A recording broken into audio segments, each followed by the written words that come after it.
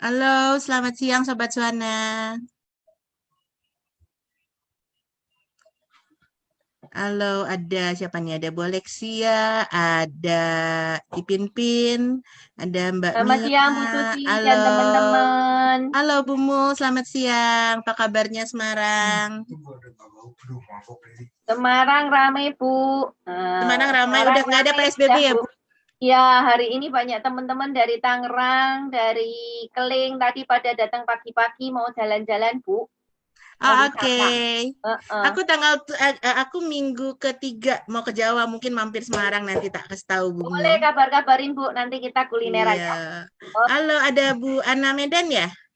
Halo Bu Ana. ya, Ada Bu Joyce, Melisa, oke. Baik semua Sobat Suana, selamat siang. Selamat bertemu lagi di webinar Rumah Suana. Oke, hari ini materinya keren banget. Dan saya sudah ditemani oleh Pak Hendy Remanlai. Beliau orang hebat di bidang kesehatan tradisional. Kalau orang bilang katanya, istilahnya kalau dulu dibilang orang mau mati aja ketahuan katanya dari diagnosa. Nah, hari ini kita mau belajar banyak, tapi kita nggak belajar diagnosa hari ini, tapi kita akan belajar banyak mengenai apa sih yang namanya kinesiologi. Ya, kalau kita lihat gambarnya apa sih kok mirip-mirip sama pijat gitu ya, mirip-mirip sama eh apa?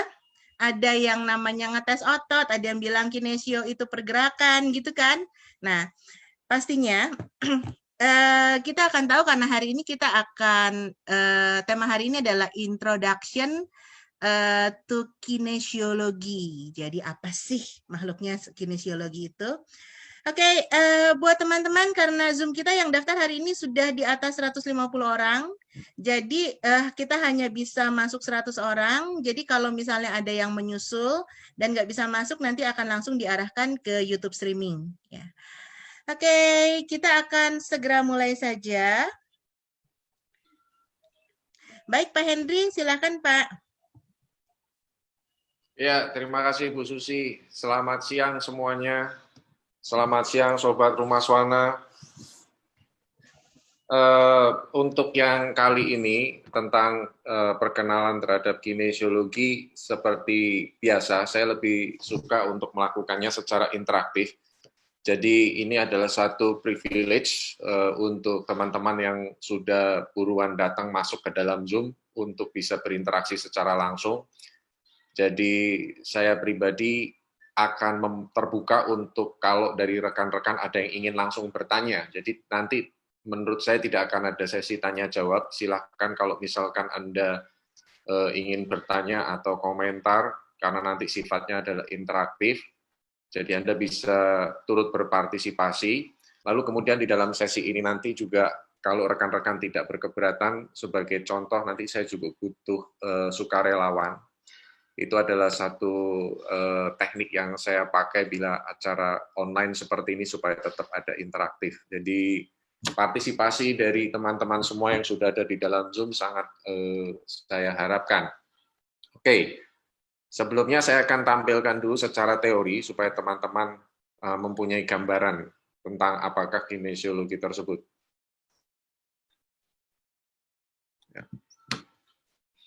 Ya, jadi kinesiologi itu dari kata Yunani ya, kinesio, kinestesia yang artinya gerakan, dan logi atau logos yang artinya adalah ilmu. Jadi kinesiologi adalah ilmu tentang gerakan.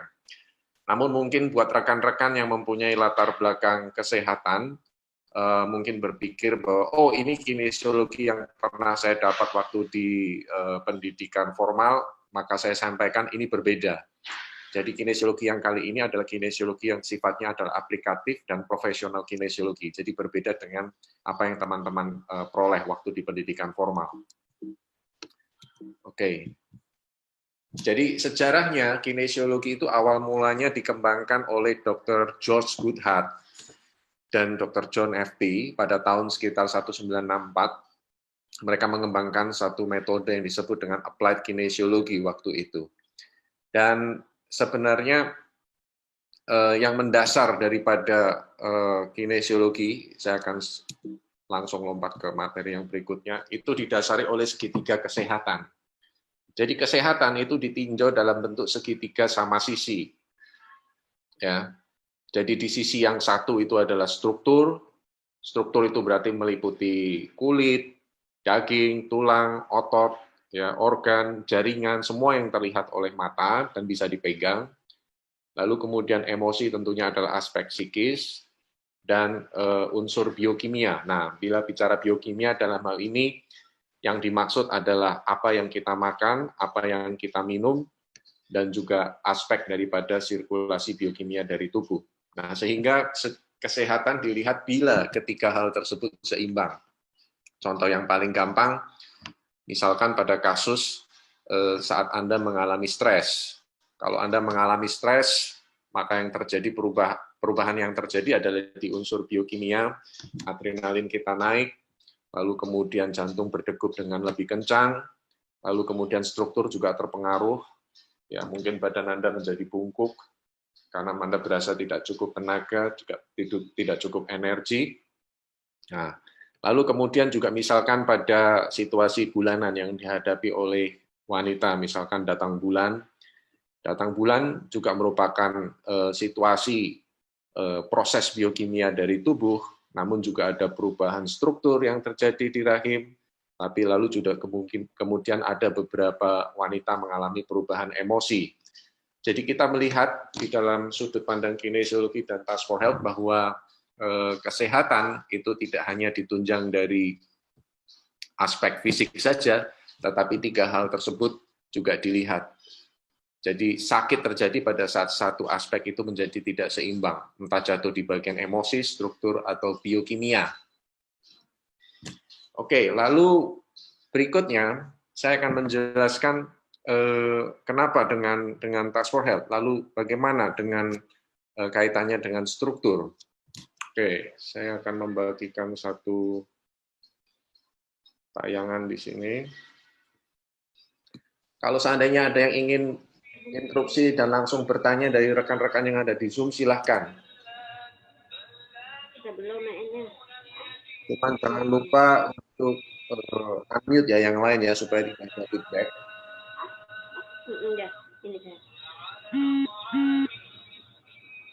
Okay. Yang mau bertanya, karena semuanya di-mute oleh admin, jadi yang mau bertanya boleh raise hand ya, nanti nanti akan dibuka. Oke. Saya coba share screen tapi susah ya. Ada masalah nggak?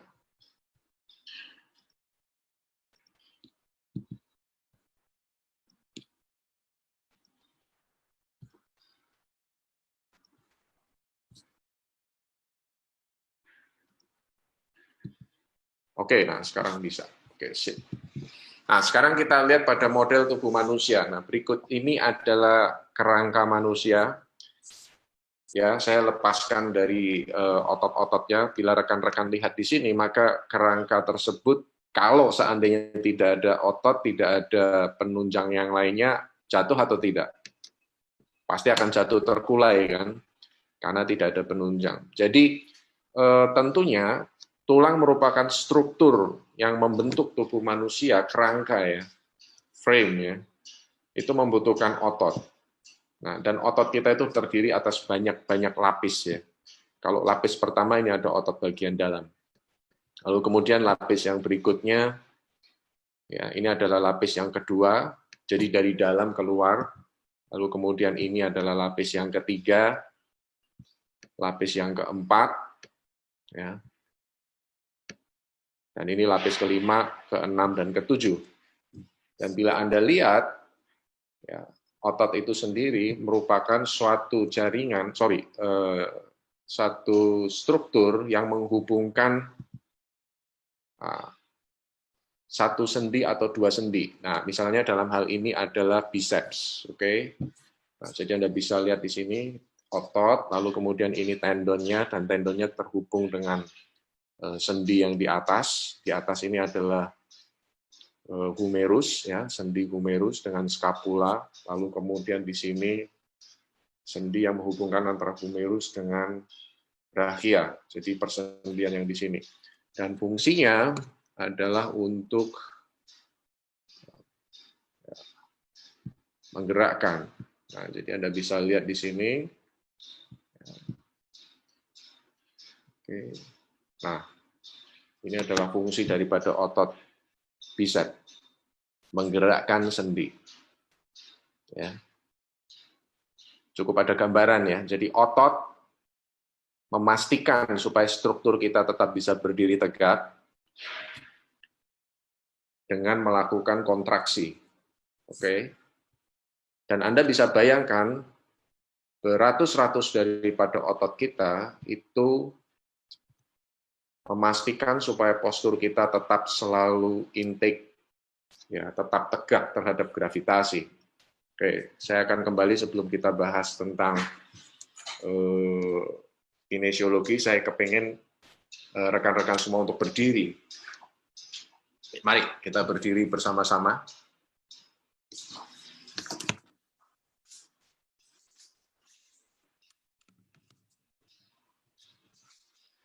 Ya. Lalu Anda berdiri, Anda atur berdirinya, tangan di samping. Ya. Lalu kemudian Anda rasakan, apakah Anda bisa berdiri dengan tenang?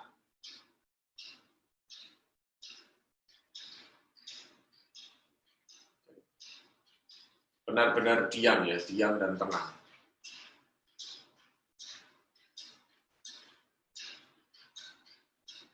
Pasti ada sedikit gerakan ya. Sulit sekali untuk berdiri dengan tenang. Lalu kemudian sekarang tambahkan bila Anda memejamkan mata.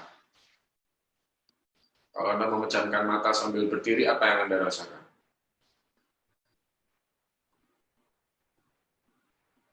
Apakah gerakannya semakin bertambah kencang? Ya. Oke. Ya, silakan. Mungkin ada feedback dari rekan-rekan, apa yang Anda rasakan? Waktu Anda berdiri, apakah Anda merasakan tubuh Anda bergerak? Silahkan, ada yang mau komentar, dijawab saja. Dibuka mic-nya, bisa. Bu Ambar, oleng-oleng. Ya, Bu Sri juga mengatakan goyang-goyang. Ya. Kenapa itu terjadi? Karena tubuh kita itu selalu berusaha untuk memberi. Jadi otak tentunya sebagai processing unit daripada seluruh tubuh kita memberikan informasi kepada tubuh supaya kita tetap bisa berdiri tegak. Nah, supaya kita bisa berdiri tegak, Anda bisa bayangkan ratusan daripada otot tadi itu bekerja bersama-sama untuk memastikan tarikan daripada semua tulang-tulang melalui persendian itu pada kontraksi yang tepat sehingga Anda bisa berdiri secara seimbang tegak lurus seperti ini. Ya, Anda bisa bayangkan ya. Jadi sebenarnya kalau kita dalam posisi nggak usah bergerak, kita cukup dengan berdiri saja, itu sudah cukup banyak sekali aktivitas otot yang terjadi sebenarnya. Jadi setiap detik itu ada pergerakan daripada otot-otot untuk memastikan postur kita selalu tetap terjaga. Dan pada saat Anda memejamkan mata, apa yang Anda rasakan? Bergeraknya lebih kuat. Ini Bu Maya juga mengatakan hal tersebut ya. Gerakannya menjadi lebih kuat. Kenapa bisa terjadi seperti itu? Karena pada saat saya berdiri dengan mata terbuka, mata kita memastikan bahwa... Ya, Kak Devi. Kepencet, Kak. Maafkan. Saya berada 90 derajat dengan horizon. Nah, jadi mata kita membantu, oh, saya posisinya sekarang tegak lurus dengan lantai, berarti saya aman, saya seimbang. Tetapi kalau seandainya Anda pejamkan mata, ada satu informasi indera itu yang tidak akan nyampe di otak kita, sehingga badan kita mengandalkan dari otot dan lain sebagainya untuk memberikan kita informasi apakah saya seimbang atau tidak. Itu mengapa goyangannya akan semakin lebih keras pada saat Anda memejamkan mata. Oke, kenapa saya sibuk membahasakan tentang masalah postur dan lain sebagainya? Sebentar, ini ada pertanyaan, Pak Hendri. Maaf, boleh tahu Pak, pakai aplikasi apa yang tadi ada di gambar? Oke, nanti terakhir ya, saya jelaskan aplikasinya Pak. Seru kan? Oke, nah sekarang kembali ke masalah postur. Ini penting. Ya. Anda bisa bayangkan ini posisi berdiri. Pada saat saya duduk, pada saat saya tidur, bahkan pada saat saya jongkok, pada saat saya posisinya sedang berjalan atau apapun itu cukup banyak sekali energi yang kita pakai. Oke. Dan ada satu orang yang namanya adalah Roger W. Sperry. Dia adalah seorang pemenang hadiah Nobel. Dia yang menemukan bahwa ternyata otak kiri dan otak kanan kita itu benar-benar otak yang mempunyai kesadaran yang berbeda. Kesadaran yang berbeda artinya juga fungsi yang berbeda. Nah, dia mengatakan di salah satu tesisnya dia mengatakan 90% energi kita itu banyak sekali dipakai untuk menjaga postur kita, mengatasi postur kita dalam mengatasi gravitasi.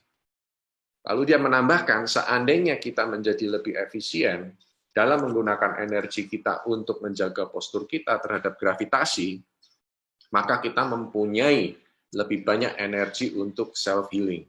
Kita mempunyai lebih banyak energi untuk daya sembuh diri.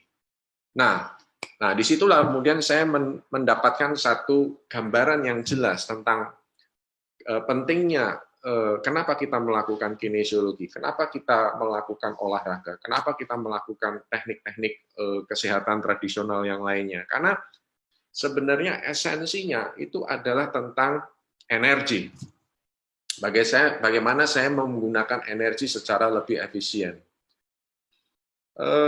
Saya juga banyak membantu anak-anak berkebutuhan khusus dan anak-anak dengan gangguan konsentrasi.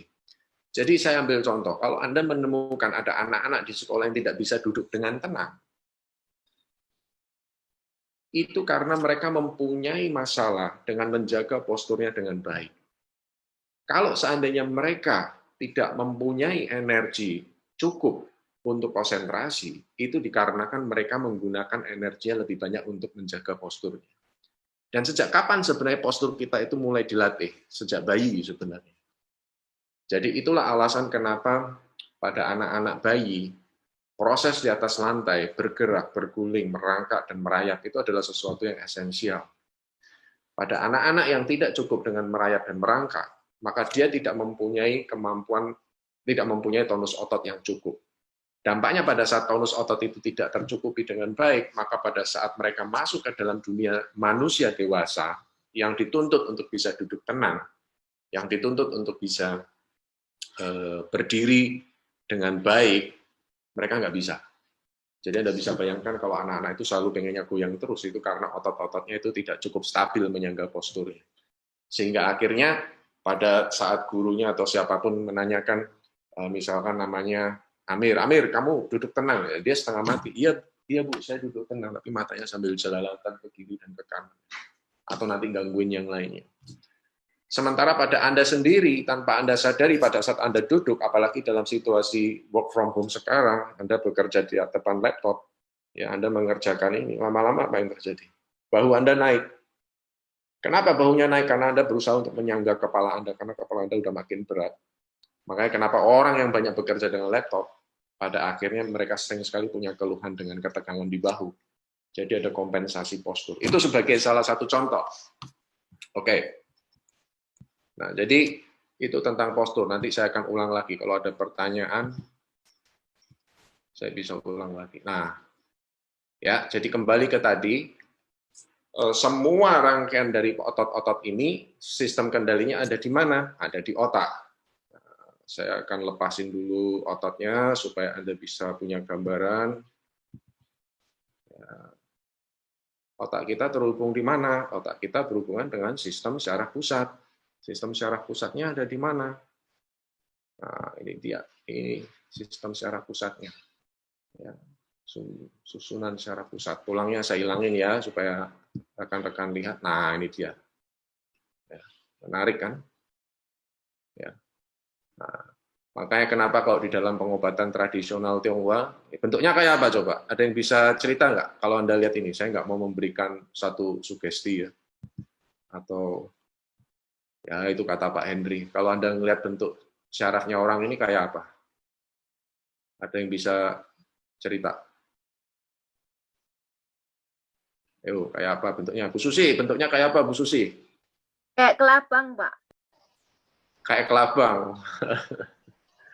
Ayo, saya kasih clue ya supaya nggak terlalu melebar. Ini bentuknya mirip dengan sebuah tanaman obat apa? Ayo, ada yang pernah tahu, Bu Susi? Ginseng, Pak. Iya, ginseng. Ya, makanya kenapa ginseng bahasa Mandarinnya nulisnya gimana? Bransen ya. Jadi jangan salah, orang zaman dahulu pengobatan tradisional Tionghoa zaman dahulu sudah dikenal adanya bedah. Ya. Jadi mereka bisa ngelihat nih bentuknya kayak ginseng ya. Makanya ginseng dikatakan sebagai tonik dan untuk membantu konsentrasi. Jadi secara empiris ceritanya demikian. Jadi Anda bisa lihat semua syaraf-syaraf kita itu terhubung dengan otot-otot tadi, lalu kemudian otot-otot itu bermuara pada otak. Oke? Nah, jadi di otak inilah nanti kemudian dia memberikan respon kembali kepada otot. Itu kenapa kalau misalkan Anda kita kembali lagi ke gambar segitiga tadi, oke, kita kembali ke gambar segitiga. Kenapa kalau Anda berasa stres, Anda mengalami satu beban, misalnya situasi seperti ini ya, situasi seperti ini orang bekerja di rumah atau mau keluar rumah sudah mulai ada new normal, tetapi juga bingung, masih ada jumlah kasus COVID yang terjadi juga makin lama makin naik, Anda stres, mau bekerja, nggak kerja, tapi juga finansial juga jadi berkurang, maka apa yang terjadi? Anda berasa lelah, lalu kemudian postur Anda menjadi membungkuk, Anda juga menjadi capek, mungkin bangun pagi juga tidak bisa segar, rasanya malam sudah tidurnya lama, tapi bangun-bangun juga kurang segar. Jadi Anda bisa melihat bahwa aspek emosi juga mempengaruhi struktur. Oke. Saya akan langsung masuk kepada kita praktek saja, supaya Anda ada aktivitas untuk menyegarkan. Ya, mari kita semua berdiri, jadi saya ajak semuanya untuk berdiri lagi. Ya. Yo, semua dibuka videonya, mari kita berdiri bersama.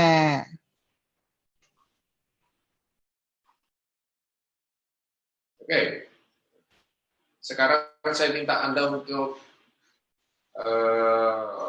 menggerakkan tangan Anda seperti ini. Nah, jadi lengan Anda, jadi Anda rasakan dari gerakan dari bawah ke atas. Ya. Terasa berat atau ringan?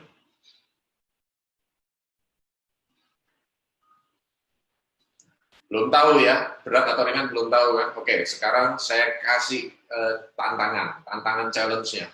Saya minta Anda membayangkan sesuatu yang nggak enak. Yang pasti jangan makanan, oke? Pikirkan sesuatu yang nggak enak.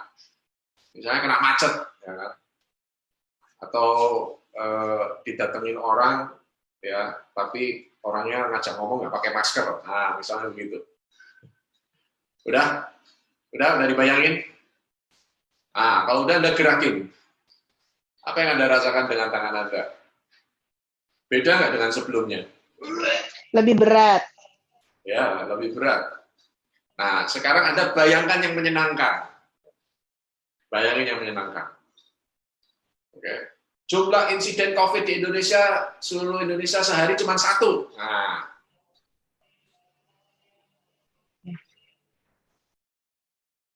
Gimana? Beda nggak rasanya? Lebih enteng. Ya. Ngomong dulu kan sebelumnya. Kalau saya ngomong duluan kan tadi dikira sugesti kan. Terasa nggak bedanya?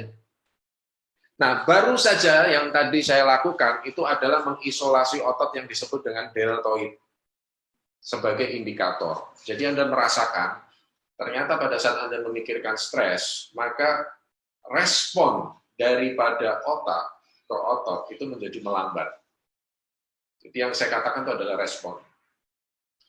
Lalu kemudian pada saat Anda memikirkan yang menyenangkan, Anda gerakan lagi, responnya menjadi lebih cepat. Makanya Anda merasakan lebih ringan atau enteng.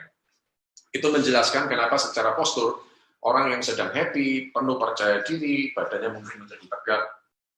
Ya, makanya kenapa kita sering mengatakan orang yang sedang optimis itu dia melihat masa depan dengan cerah. Tapi kalau Anda lagi stres, ya, lagi rasanya madesu ya, masa depan suram, Anda begini. Rasanya berat, tidak ada tenaga. Nah, tadi saya hanya menggunakan satu otot sebagai indikator, dalam hal ini adalah deltoid, tapi Anda bisa bayangkan secara keseluruhan postur itu terpengaruh. Apapun yang Anda pikirkan itu bisa mempengaruhi. Apalagi kalau makanan. Nah, saya belum melakukan tes kalau makanan, itu juga bisa pengaruh. Nah, kembali ke PPTX tadi. Nah, lalu itulah yang kemudian dikembangkan oleh George Goodhart dan John F.T. waktu itu. Jadi dia melihat bahwa keseimbangan postur itu penting. Pada saat orang mempunyai cukup energi, keseimbangan posturnya menjadi baik.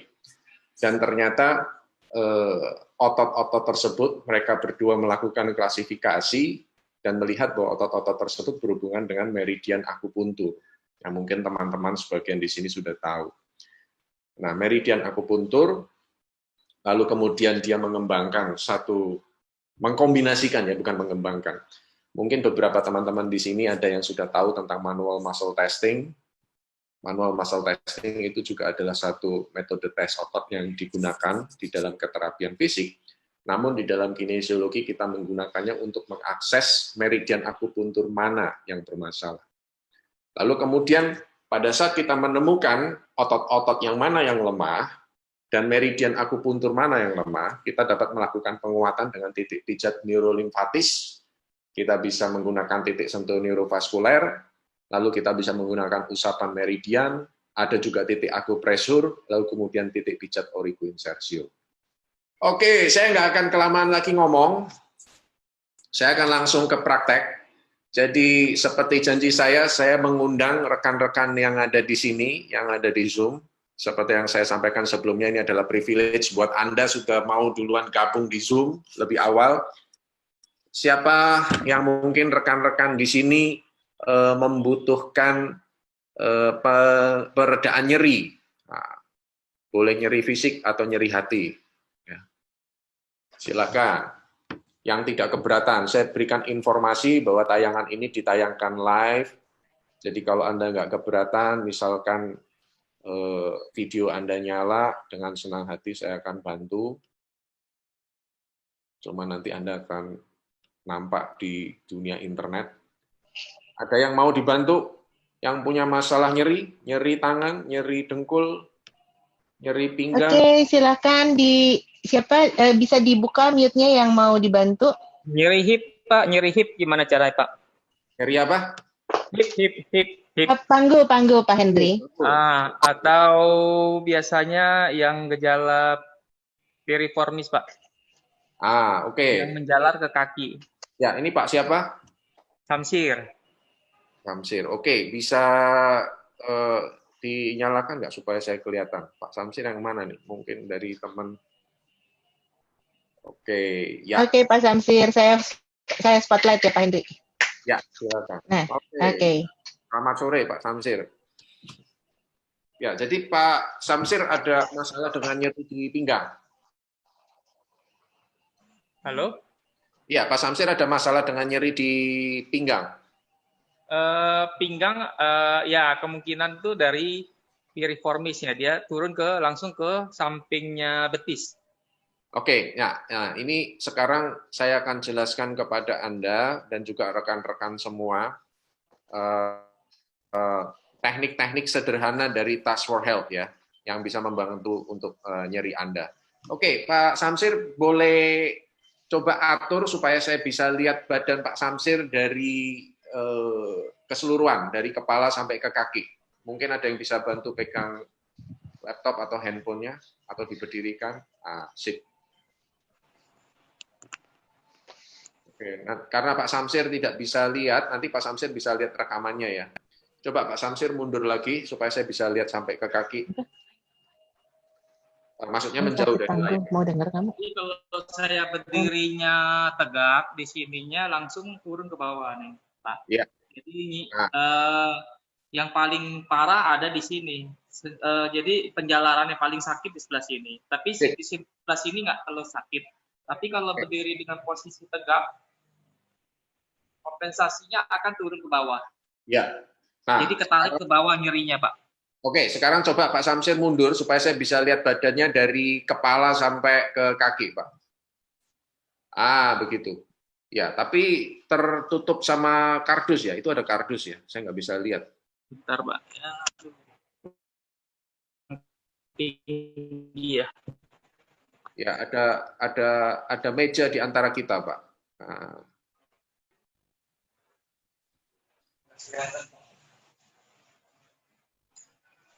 Saya harus pasang ini kali Pak, bentar, Pak ya. ya, boleh.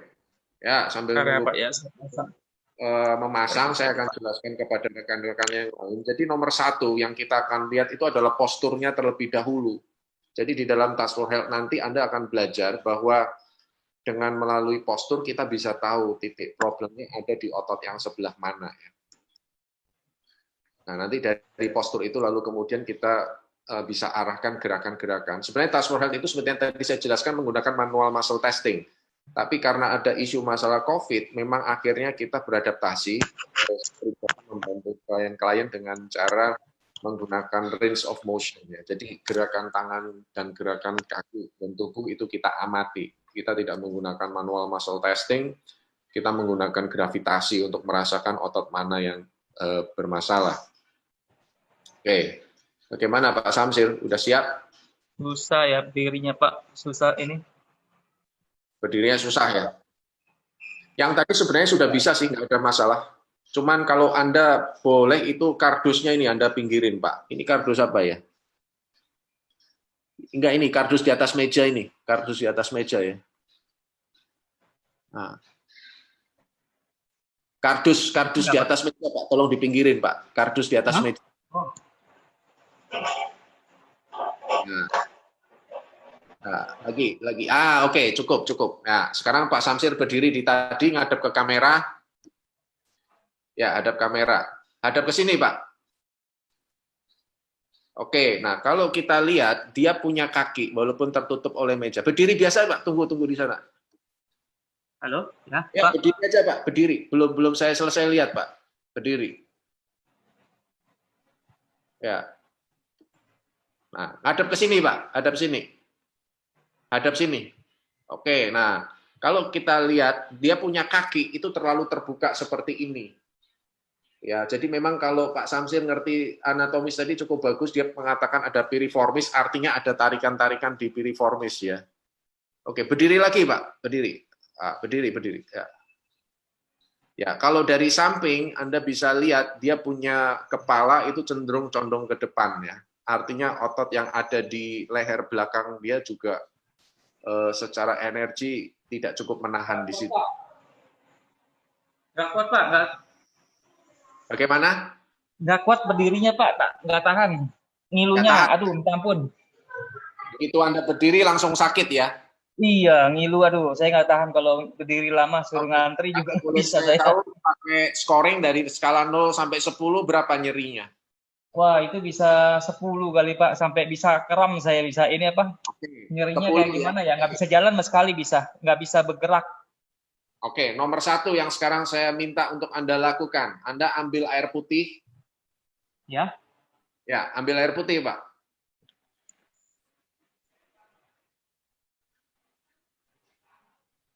Sama, saya juga mau ambil air putih ya. Teman-teman yang mau minum silakan.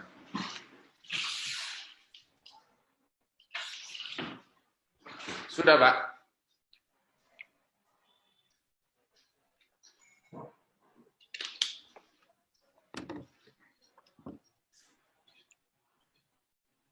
Pak Samsir.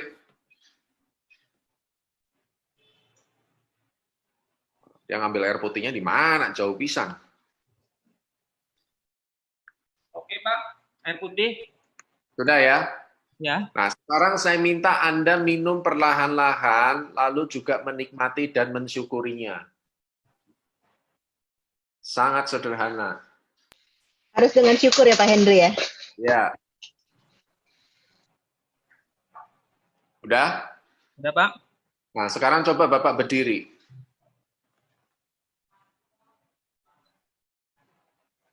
Apakah ada penurunan nilai atau enggak? Tadi Anda bilang 10 kan?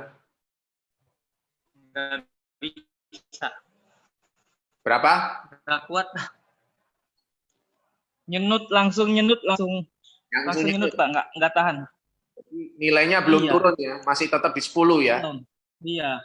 Kalau saya badannya mengalah, ada kompensasi agak bongkok sedikit, nggak Betul. langsung dilurusin, dia nggak gitu parah, Pak. Oke, nah sekarang saya kasih yang cara kedua. Nah, jadi buat teman-teman ini bisa dipakai juga cara sederhananya. Oke, cara keduanya seperti ini Pak Samsir. Spotlight-nya turun ke saya. Nah, Pak Samsir dan teman-teman boleh lakukan ini. Jadi ini ada tulang selangka. Di bawah tulang selangka persis, itu kita pijit. Oh, dan 2 jari. Ya, lalu tangan yang satu memegang pusar. Nah, jadi seperti itu. Saya lakukan sambil berdiri. Nah, Anda tekan yang kuat, yang di sini tekan yang kuat. Sambil nafas. Yang lain boleh ngikutin. Harus berdiri atau duduk, Pak? Duduk, berdiri boleh. Kalau Bapak nggak kuat berdiri, duduk aja, Pak. Lalu tangannya gantian.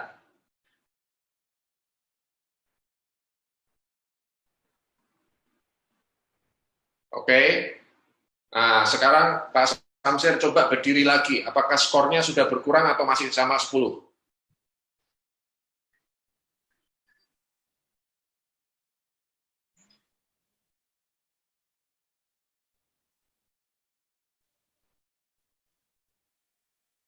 Agak berkurang sih, Pak.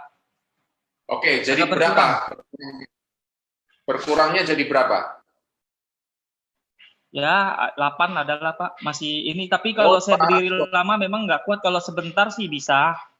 Oke. Ya, tapi dari 10 turun 8 lumayan lah. Nah, sekarang lakukan yang berikut ini. Saya tambahin lagi. Pengen turun lagi kan? Ya. Nah, Bapak pijit di sini, di bawah hidung, sama di bawah bibir. Dengan jari seperti ini. Pijit seperti Gini, ini. Pak ya. Satu tangan dipusar. Jadi seperti ini ya.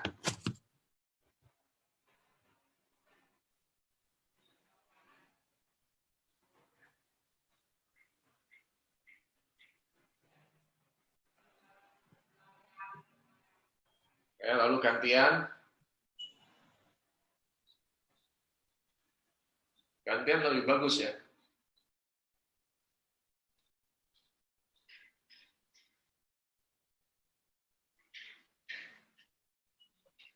Oke, coba sekarang Pak Samsir rasakan. Berkurang lagi nggak dari 8?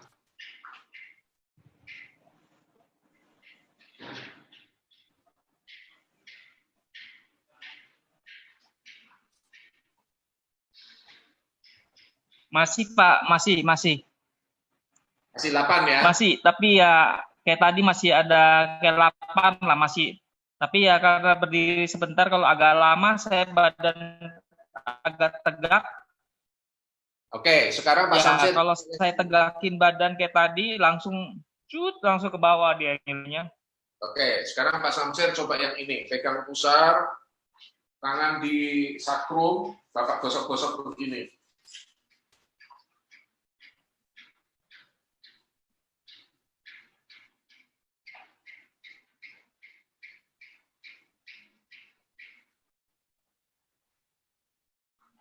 Tangannya gantian.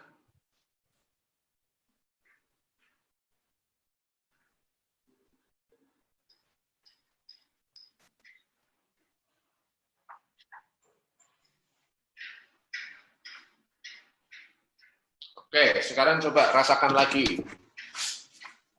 Apakah berkurang?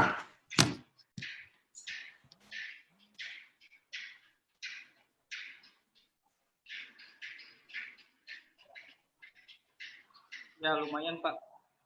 Jadi berapa Ya, sekarang? Ya lumayan ada. Masih Berapa? ada sedikit lah. Masih turun sedikit.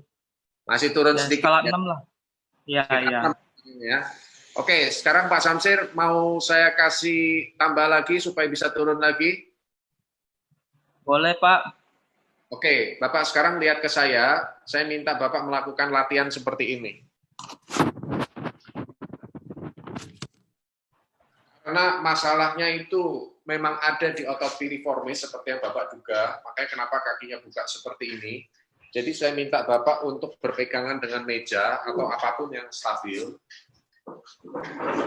Ya, lalu kemudian Anda tepuk kaki Anda seperti ini. Ya, tepuk kaki Anda seperti ini, lalu Anda buka tutup seperti ini. Pelan-pelan ya, kalau sakit jangan diteruskan. Ya, Anda gerakkan seperti ini.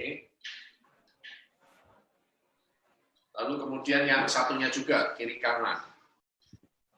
Anda rasakan waktu Anda menggerakkan apakah ada nyeri atau tidak. Ya, berat atau ringan, gampang atau susah. Gimana?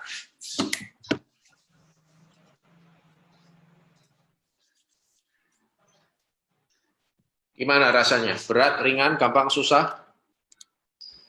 Kalau berdiri seperti itu, ngilunya langsung timbul, Pak.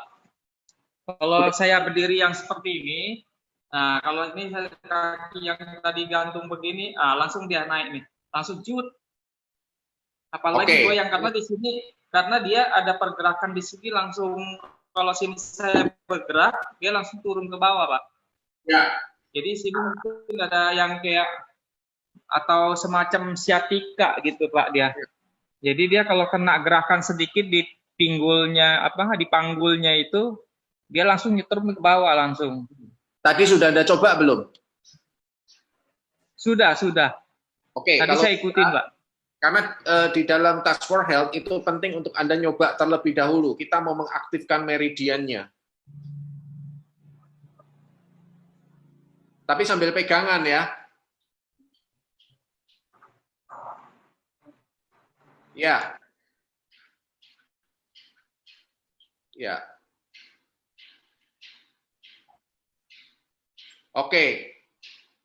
Kiri kanan, kiri kanan.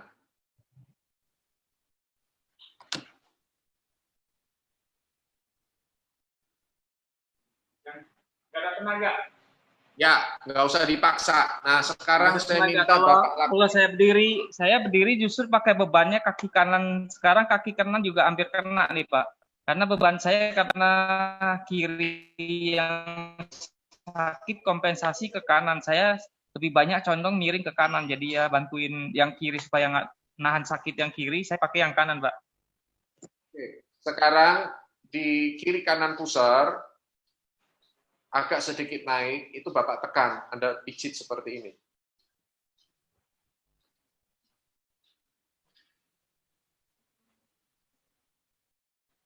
Ya, pijit seperti itu.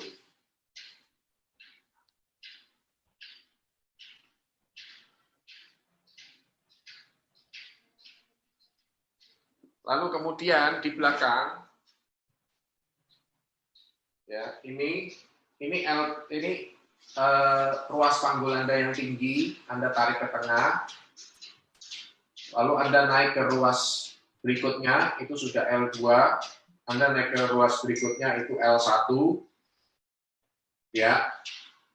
Lalu kemudian Anda geser ke, naik lagi ke berikutnya, itu di T12, Anda geser kiri kanan, Anda pijit seperti ini, yang dalam. Anda boleh pakai knuckles, kiri kanan ya, bukan di tengah. Ya. Nah, kalau yang seperti ini, Pak, langsung turun panas nih di betisnya nih. Ya, jangan berdiri dulu kalau ini. Turunnya panas langsung di betis. Panas ya. nih. Sambil duduk aja. Anda pijit.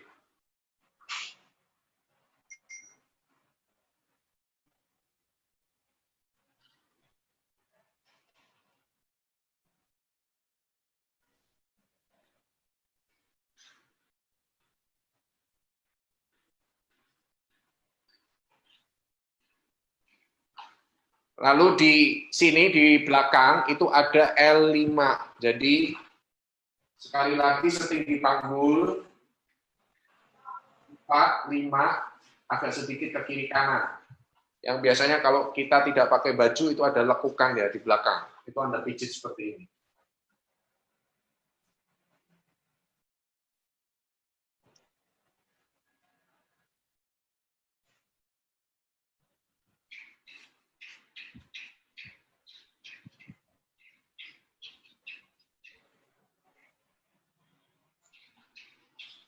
Oke. Ya, terus berikutnya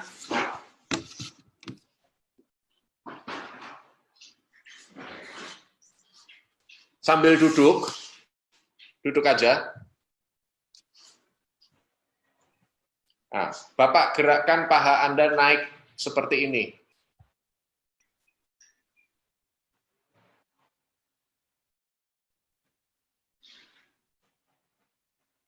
Ya, gerakin. Terasa berat atau ringan?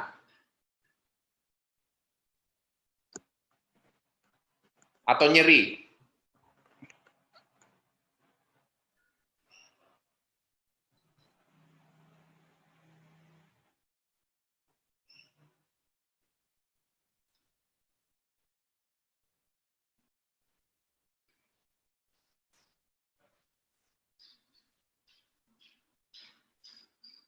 Ya, bagaimana? Terasa berat atau ringan atau nyeri? Kalau ini nyerinya nggak seberapa. Oke. Nyerinya dibanding sama yang berdiri tadi yang ditekuk, itu lebih nyerinya sakit sekali nyerinya. Nyeri banget. Waktu nyeri itu Bapak tadi waktu angkat dua-duanya atau salah satu aja? Kalau yang duduk tadi barusan tidak. Nggak sakit. Sekarang Anda kerjakan ini. Jadi ada batas rusuk di sini, Anda pijit seperti ini.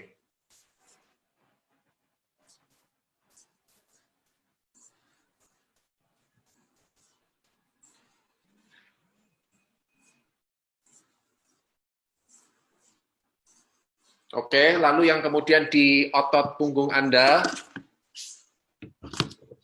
ya, di punggung Anda pijit seperti ini.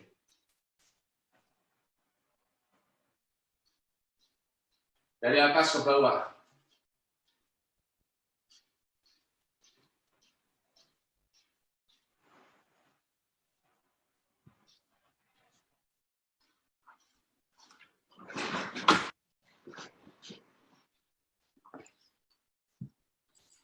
Ya. Nah, sekarang silakan Bapak berdiri lagi lalu rasakan.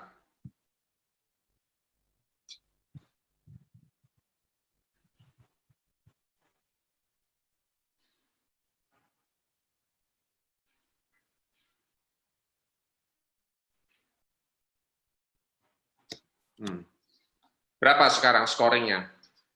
ITB sini.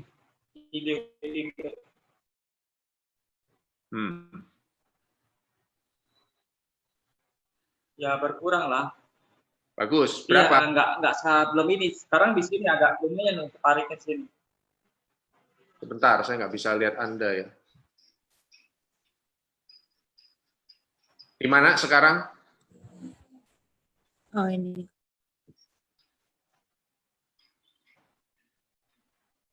Lebih enak nggak?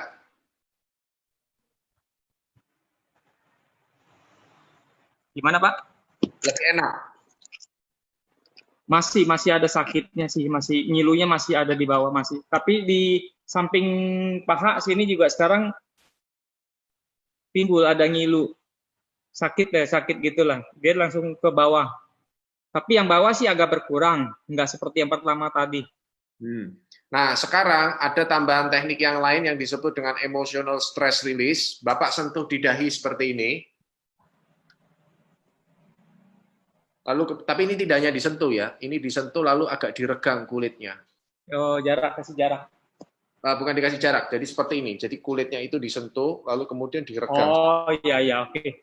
Nah, pakai telapak. Ya. Lalu tangan yang lain. Benturingan gitu Pak ya? Ya, lalu tangan yang lain Bapak pegang di tempat yang nyeri, yang nggak enak. Oh ya. Oke, pertahankan itu beberapa saat. Coba. Oke. Oke, Pak. Anda fokus ke tempat yang nyeri. Jadi sambil pegang itu, yang di kepala, di dahi Anda pegang, letakkan tangan Anda pada tempat yang nyeri.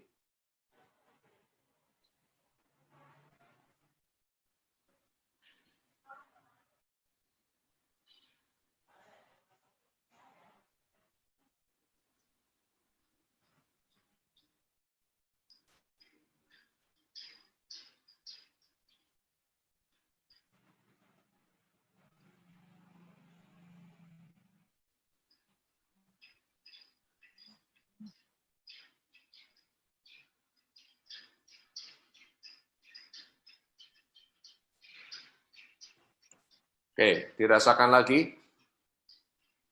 Oke, Pak. Oke. Coba Anda mundur supaya saya lihat kaki Anda.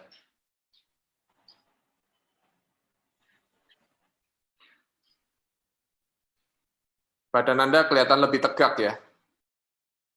Oke. Berkurang nggak?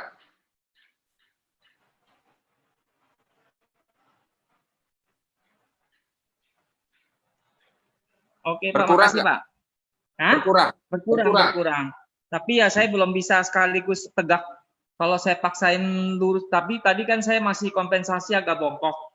Kalau saya Ya. agak bongkok, dia nggak terlalu sakit. Sekarang tadi kan saya udah agak bisa tegak gitu, Pak, ya, agak berkurang.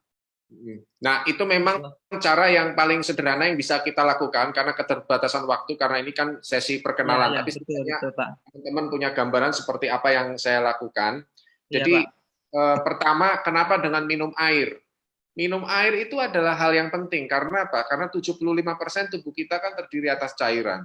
Jadi, energi tubuh itu tidak bisa mengalir dengan baik kalau seandainya kita mengalami dehidrasi. Jadi air itu sangat penting.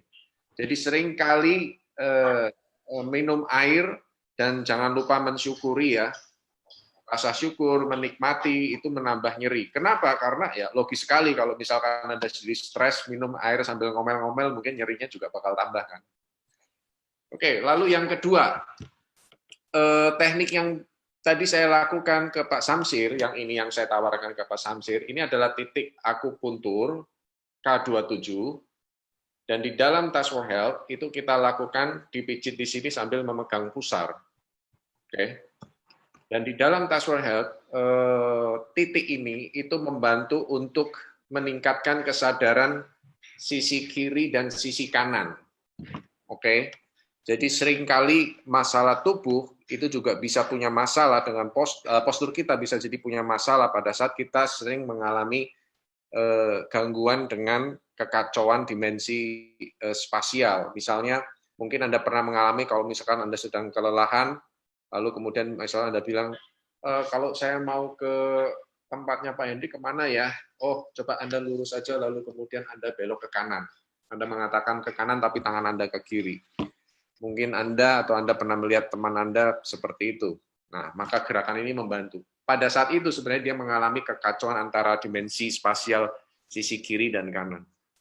Jadi seringkali dengan melakukan pijatan seperti itu bisa membantu untuk mengurangi nyeri. Karena logisnya pada saat kita mempunyai kesadaran akan dimensi ruang tubuh kita sendiri, maka kita mampu berdiri dan bergerak dengan baik. Jadi untuk Pak Samsir tadi juga mungkin bisa melakukannya secara rutin.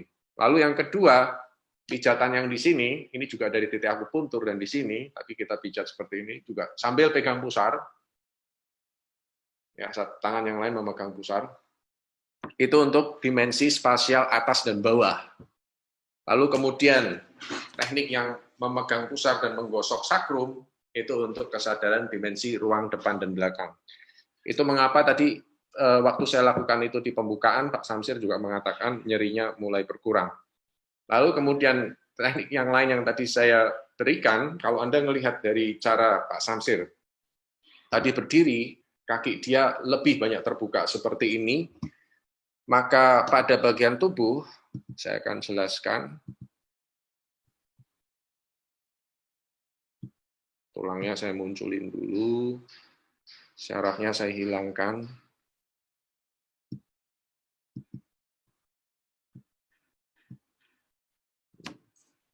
Nah,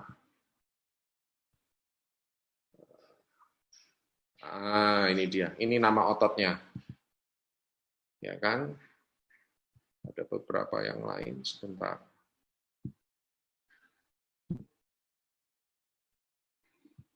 Nah, ini. Sebentar.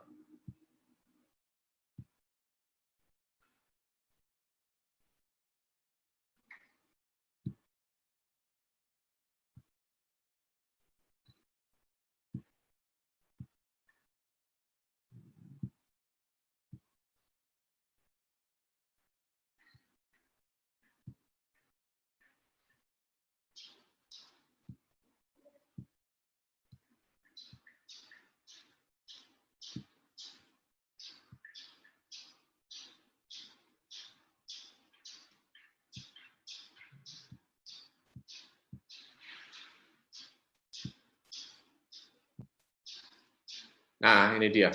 Nah, piriformis ya. Ini yang tadi Pak Samsir bilang piriformis. Nah, gerakannya kan seperti ini.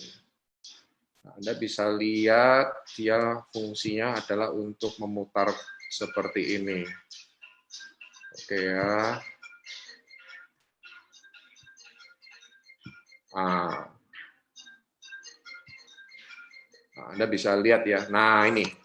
Jadi dia fungsinya adalah untuk melakukan gerakan seperti ini.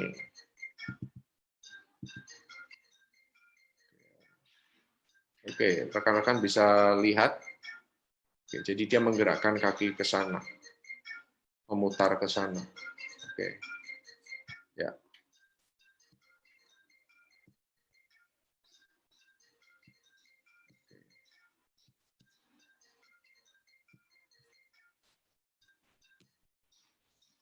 Oke.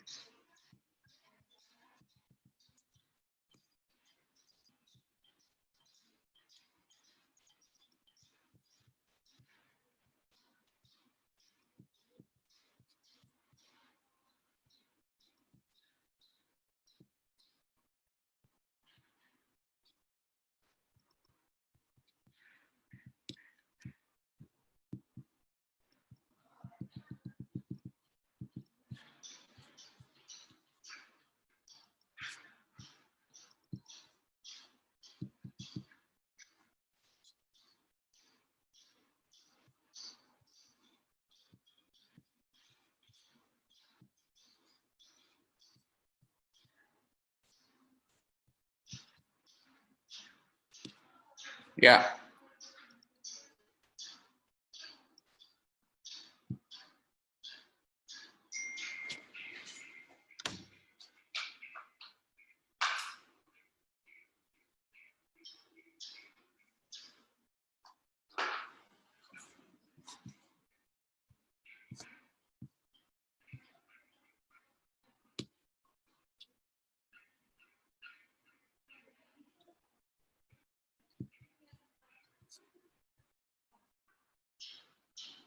Halo.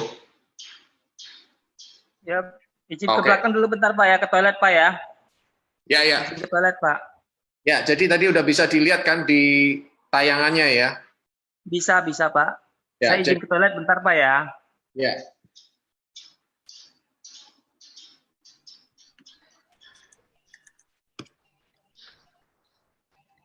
Oke, ya ada pertanyaan sampai di sini? Ini banyak pertanyaan di chat Ya. room, Pak. Saya bacakan ya, Pak ya. Sebentar, sebentar. Saya tiba-tiba ini tadi agak sedikit ada masalah ya. Makanya tadi ada yang bilang agak terputus ya. Jadi begini, betul. piriformis itu gerakannya kan tadi rekan-rekan udah lihat. Jadi dia fungsinya untuk memutar apa namanya femur ya, tulang paha untuk bergerak masuk ke dalam. Itu makanya kenapa kaki Pak Samsir tadi begini, karena piriformisnya terlalu tegang. Nah, cuman kalau di dalam task force piriformis tegang karena apa? Otot yang kebalikannya justru lemah. Nah, kebalikan daripada piriformis yang membantu supaya kakinya rapat ini itu adalah iliopsoas. Ya, jadi ada yang otot di bagian dalam. Nah, kaitannya dengan meridian akupuntur apa? Di dalam meridian akupuntur kalau di task force health, maka untuk iliopsoas itu meridiannya adalah meridian akupuntur ginjal. seperti itu. Jadi makanya nanti di di Task Force juga nanti kita mengkaitkan nutrisi atau makanan apa yang bisa menunjang untuk menguatkan dia punya iliopsoas dan merilekskan dia punya piriformis. Silakan Bu Susi. Baik, Pak. Ada pertanyaan ya. Sebentar. Pak Henry, bagaimana dengan penanganan sakit pinggang? Pak Henry, hilang Ya. lagi kah? Enggak, dengerin. Oke, bagaimana dengan penanganan sakit pinggang? Kemudian di bawahnya ada, mungkin pas di punggung lebih enak pakai minyak pas nggak pakai baju ya Pak. Soalnya tangan sakit kena kain jadinya seperti esensinya dengan FT Pak. Soalnya hampir sama perlakuannya. Oke. Jadi yang pertama mengenai penanganan sakit pinggang. Oke, yang kedua menggunakan minyak. Kalau pakai minyak nggak pakai baju katanya. Nah, yang terakhir itu kinesiologi ini apakah esensinya sama dengan EFT? Oke, yang pertama yang masalah nyeri pinggang ya.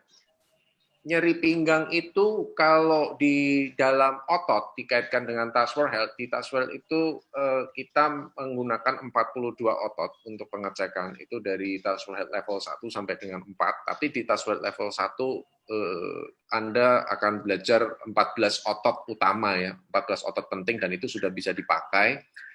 Kalau dari otot utama yang sering mempengaruhi pada sakit pinggang itu adalah iliopsoas. Ya, karena apa? Karena ini saya akan tampilkan ya. Sebentar.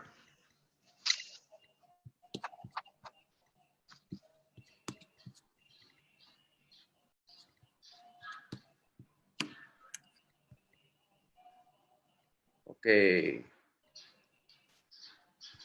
Ya, ini iliopsoas.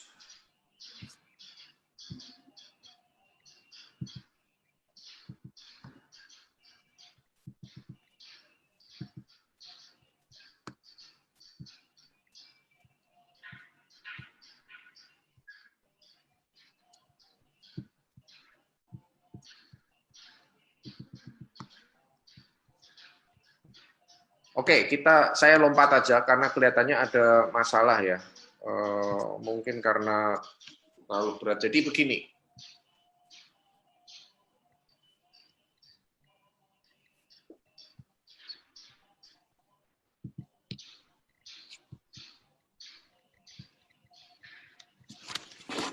Iliopsoas. Kelihatannya sinyalnya ya. Kenapa? Sinyalnya. Ini bisa dengar kan? Suara-suara keluar sinyalnya, videonya nggak gerak. Silakan Pak. Nah, ini bagus. Terus. Ya, Bisa ya? Oke. Ya, bagus Pak. Oke. Nah, jadi iliopsoas itu adalah otot yang menghubungkan dari tulang punggung sampai ke mana? Ke pangkal paha yang ada di dalam. Jadi dia fungsinya itu adalah untuk menggerakkan salah satunya kaki ke arah depan seperti ini. Ya. Jadi dia juga membantu supaya kita punya tulang belakang yang ada di belakang ini membentuk lengkungan masuk ya. Jadi membentuk satu ada lordosisnya ya, ada masuk begitu. Nah, seringkali kalau iliopsoas itu menjadi lemah, lalu kemudian yang terjadi apa? Yang terjadi punggung ini yang di bawah itu rata. Nah, mungkin teman-teman yang di sini kan banyak teman-teman dari SPA ya. Nah, jadi kalau misalkan Anda minta klien Anda tidur di atas tempat tidur, maka Anda melihat bahwa dia punya tulang lumbal itu tidak masuk ke dalam, tapi flat. Nah, itu menunjukkan sebenarnya dia punya iliopsoas itu lemah. Jadi tidak ada tarikan ke bawah, sehingga akhirnya tulang punggung, terutama lumbal itu melengkung, naik ke atas, jadi rata. Kebayang ya? Nah, karena dia rata, maka seringkali masyur atau tukang pijat atau teman-teman spa itu melihat bahwa dia punya otot yang ada di kiri kanan lumbal, ya, sacrus spinalis, lalu kemudian ada quadratus lumborum yang ada di kiri kanan pinggang, itu yang di sini, ya, itu terlihat kaku.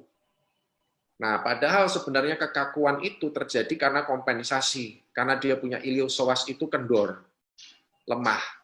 Nah, apa saja yang menyebabkan iliopsoas itu menjadi lemah? Coba tebak apa? Ayo tebak apa ayo? Itu aktivitas kita sehari-hari itu. Ada Duduk yang- nggak tegak, Pak. Nah, kenapa? Duduk nggak tegak. Duduknya selonjor. Duduk selonjor. Nah, sebenarnya Anda berdua sudah menyebut, yaitu apa? Duduk. Jadi duduk kelamaan. Ya, duduk terlalu lama itu menyebabkan kita punya iliopsoas tidak terlatih. Oke. Nah, nanti di otot-otot yang lain, kalau di kelas-kelas touchword yang lain, itu ada tambahan yang lain. Dan ada satu lagi otot, itu yang juga cukup sering mengganggu pada kasus-kasus sakit pinggang, itu adalah quadratus lumborum sendiri. Nah, quadratus lumborum itu adalah otot yang ada di kiri kanan daripada lumbal, dan dia punya origin dan insertion daripada otot itu di rusuk ya, rusuk paling atas, rusuk 12 dan tulang panggul. Nah, itu yang kadang membuat kita punya postur jadi kelihatan miring ke kiri dan miring ke kanan karena tarikan yang tidak seimbang. Itu juga salah satu yang menyebabkan orang juga sakit pinggang.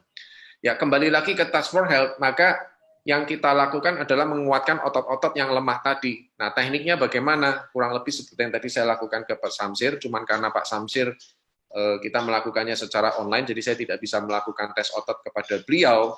Jadi saya melihat pergerakan daripada otot piriformis dengan menggerakkan kakinya pada lutut tadi diputar ke kiri dan ke kanan, dan dia mengatakan sakit itu merupakan indikasi bahwa energi tidak lancar di situ, lalu kita lakukan pijatan-pijatan yang tadi sudah saya sebutkan di presentasi sebelumnya, ada neurolimfatik dan sebagainya untuk menguatkan otot itu. Karena begitu otot itu menjadi kuat, maka postur ditunjang, nyeri itu akan berkurang. Logikanya begitu. Terus tadi pertanyaan yang kedua tentang apa? Minyak ya. Di dalam Touch for Health, klien itu tidak perlu membuka baju. Jadi tidak perlu minyak, karena waktu kita melakukan pijatan itu sebenarnya bukan mengurut. Jadi pada kiri kanan tulang punggung, kalaupun dipijat itu ada yang disebut dengan titik pijat neurolimfatik, sedangkan yang lainnya adalah titik sentuh neurovaskuler. Jadi pijatannya bukan mengurut, jadi sangat mudah bisa dilakukan dimanapun tanpa harus menggunakan minyak. Oke, pertanyaan yang lain tadi tentang? Sebentar. Iya. Ya, EFT berbeda. EFT dia menggunakan tapping ya. Tapi memang secara sejarah kalau mau dirunut-runut memang awal mulanya ada sangkut pautnya dengan Touch for Health. Di ujung-ujungnya ada awal mulanya. Oke, ada pertanyaan lain? Baik Pak Henry, screen-nya hitam ya. Tadi ada screen sharing kah? Oke. Ada screen share-nya Pak, karena di layarnya hitam, yang keluar screen share. Sampai tadi masih hitam? Enggak, Ya, barusan. Barusan Hitam, iya. Saya udah nggak screen share padahal. Oke. Coba gimana ya? Di stop screen share dulu, Pak. Iya Pak, di stop screen share-nya Pak. Saya udah Di coba. bagian atasnya Pak. Ada kan di paling atas dari laptopnya ada tulisan merah, itu biasanya screen sharing. Nanti diklik Pak. Sudah. Nggak ada tuh screen sharing. Mungkin ini lemot karena sinyal mungkin ya Pak. Tapi nggak apa-apa. Kita lanjut saja dulu Pak. Lagi loading di sini lama. Ya. Oke Pak, nggak apa-apa. Pak, ini pertanyaan berikutnya itu sama dengan pertanyaan saya Pak. Kenapa tangan yang satunya harus dipusar? Oke, pusar itu sendiri kan sebenarnya titik akupuntur, tetapi titik akupuntur yang tidak boleh ditusuk. Ya, pusar itu titik akupuntur yang tidak boleh ditusuk. Lalu yang menarik kenapa kita letakkan di pusar? Karena pusar itu kalau kita ukur kurang lebih dia membagi tubuh kita separuh. Jadi pusar itu merupakan titik center of gravity dari tubuh kita. Jadi sebenarnya waktu kita waktu kita memijit lalu meletakkan tangan di pusar, pertama kita menghubungkan secara energetically antara sumber energi kita, yang kalau di dalam Qigong kita bilang tantien ya. Lalu kemudian kalau secara fisik, maka kita mengkaitkannya dengan center of gravity. Jadi meningkatkan kesadaran akan dimensi tubuh kita. Demikian. Oke. Pak, ini screen sharing-nya masih keluar. Kalau di tempat Bumu hitam juga kah, Pak Fleming? Iya, memang hitam muter-muter hitam, Bu. tadi, Bu. Kayaknya itu sinyalnya yang enggak ini. Oke. Betul ya hitam ya. Karena video Pak Henry juga kelihatannya ini apa? Tidak bergerak ya. Video stuck gitu. Iya, Kalau stuck. sekarang- Videonya stuck gitu. Videonya Pak Henry-nya kan diem aja. Orangnya nggak bergerak-gerak, Bu. Iya, stuck. Halo, di Oke, sini Pak. pun videonya Iya. cuma diem. Mungkin sepertinya dari sinyal ya. Di sini Iya. sinyalnya Oke. muter-muter terus. Saya Nah, kedengaran. Pak Henry. Ini yang videonya mulai jalan lagi tuh, ada yang pakai masker. Ya, Udah oke. mulai. Ya, Iya. udah mulai. Yang videonya udah bisa. Coba saya pindah dulu ya.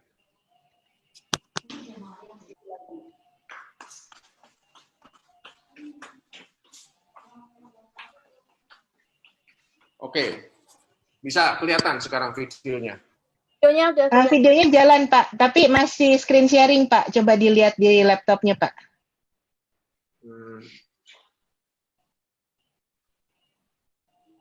Mohon maaf ya, sahabat Sana, lagi ini ada masalah teknis sedikit. Sudah enggak ya? Atau gimana? Atau Pak Atau Henry saya mau live live dulu, masuk lagi. Ya, live dan masuk lagi. Coba ya. Oke. Kelihatannya memang aplikasinya yang nge-hang ya. Bisa jadi itu, Pak. Aplikasinya yang Signalnya kali, Pak. Signalnya Soalnya saya kali, Pak, bisa- di sini. Oke. Di sini kelihatan screen sharingnya loading terus nih, Pak. Gimana ya caranya ya?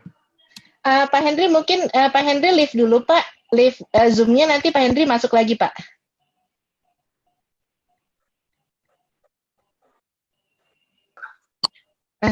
Pak Henry ini sudah di-admit lagi tapi masih screen sharing ya? Iya. Ada apa ya? Kelihatannya laptopnya aplikasinya nge-hang, Bu.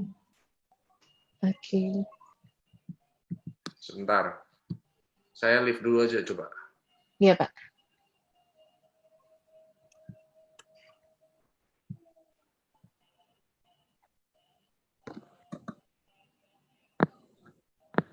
Oke, baik Sobat Sona, sambil menunggu Pak Henry live dan join lagi.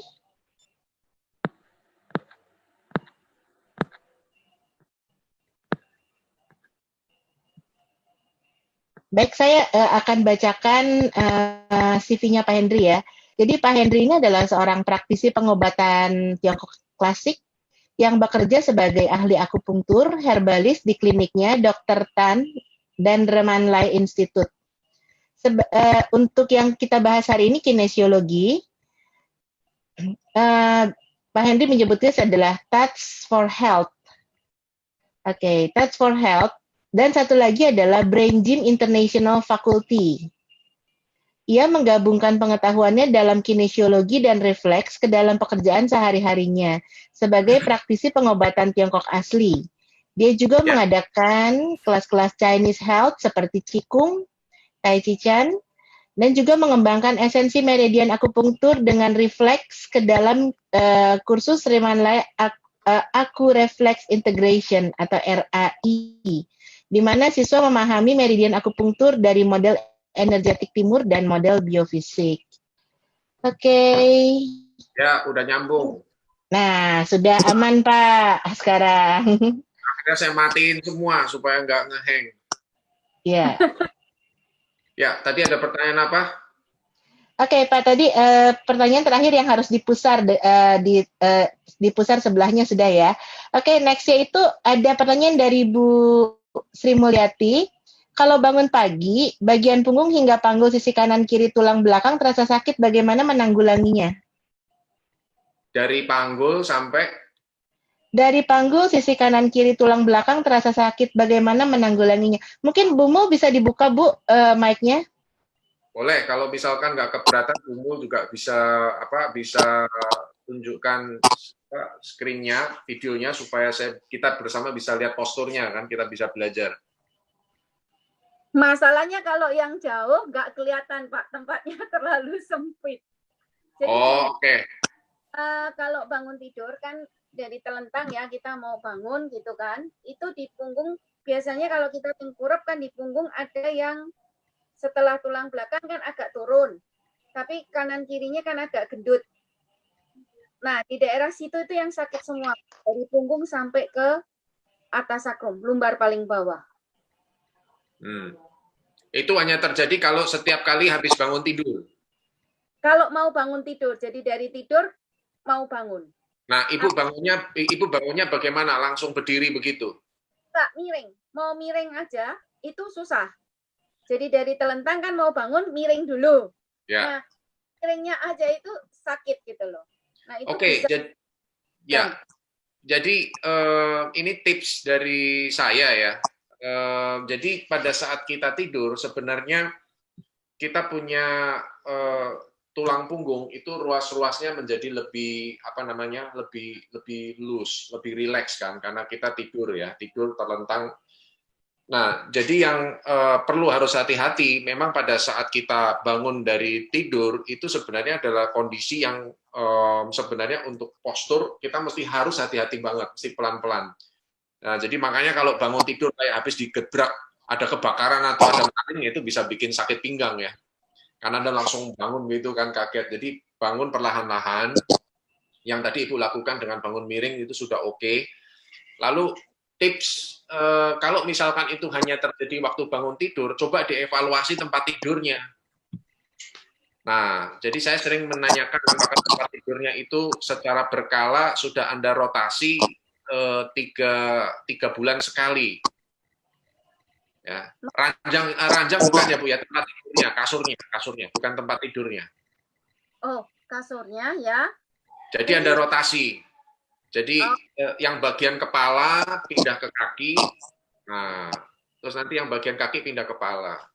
Jangan orangnya Bu yang muter Bu. Kasurnya aja. Ya. Oke, Pak. Nah, mungkin Anda sudah lama nggak puter. Jadi kenapa? Karena kita punya bagian pantat dan panggul itu adalah bagian yang paling berat. Nah, sehingga tanpa kita sadari kita punya tempat tidur itu sudah nggak simetris lagi ya. Jadi bagian itu tenggelam. Ya.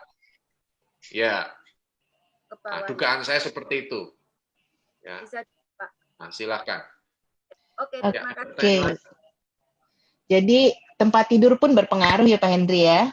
Sangat. Ini ada pertanyaan dari Itung. Ini jangan-jangan Itung Bandung nih. Bagaimana? Ini kelihatannya pertanyaan mengenai penjelasan yang tadi Pak. Bagaimana kalau terlalu lengkung jadi lordosis? Jadi maksudnya di daerah lumbalnya dia itu lebih melengkung begini ya? Iya. Lebih lordosis ya? Ya kalau seperti itu, jadi di dalam tasawuf yang perlu kita evaluasi otot perut. Nah, jadi kemungkinan otot perutnya lemah. Oke, saya coba sekali lagi tes screen sharing ya. Soalnya sayang nih kalau saya nggak bisa screen sharing. Soalnya ini bagus. Saya beberapa kali screen sharing nggak ada masalah ya, tapi nggak tahu kenapa hari ini. Mungkin tadi ada buka PPTX juga. Jadi agak berat. Ya, kalau tadi ada yang nanya platformnya, aplikasinya apa, ini ya Bu ya, Complete Anatomy Platform ya.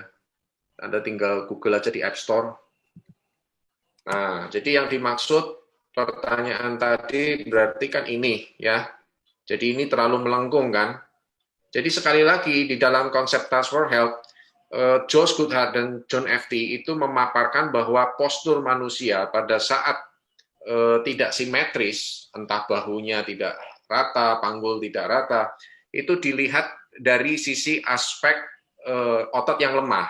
Nah, kebanyakan pada orang-orang itu terlalu overfokus kepada otot yang kuat, betul nggak?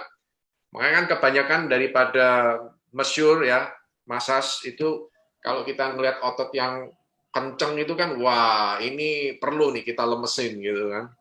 Nah, di Tasawuf kita menyajikan satu sudut pandang berbeda untuk menambahkan, melengkapi. Kita perlu menguatkan otot yang lemah dengan cara memberikan exercise.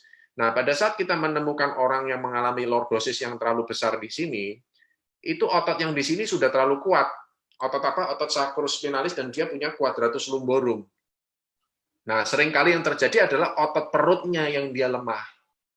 Karena kalau otot perutnya dia kuat, maka dia punya postur akan menjadi lebih stabil.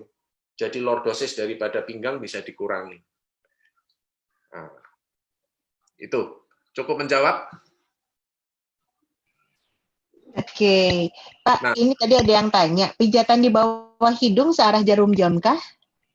di dalam Tasawuf tidak ada masalah searah jarum jam atau melawan jarum jam. Yang pasti diputar-putar gitu ya, Pak?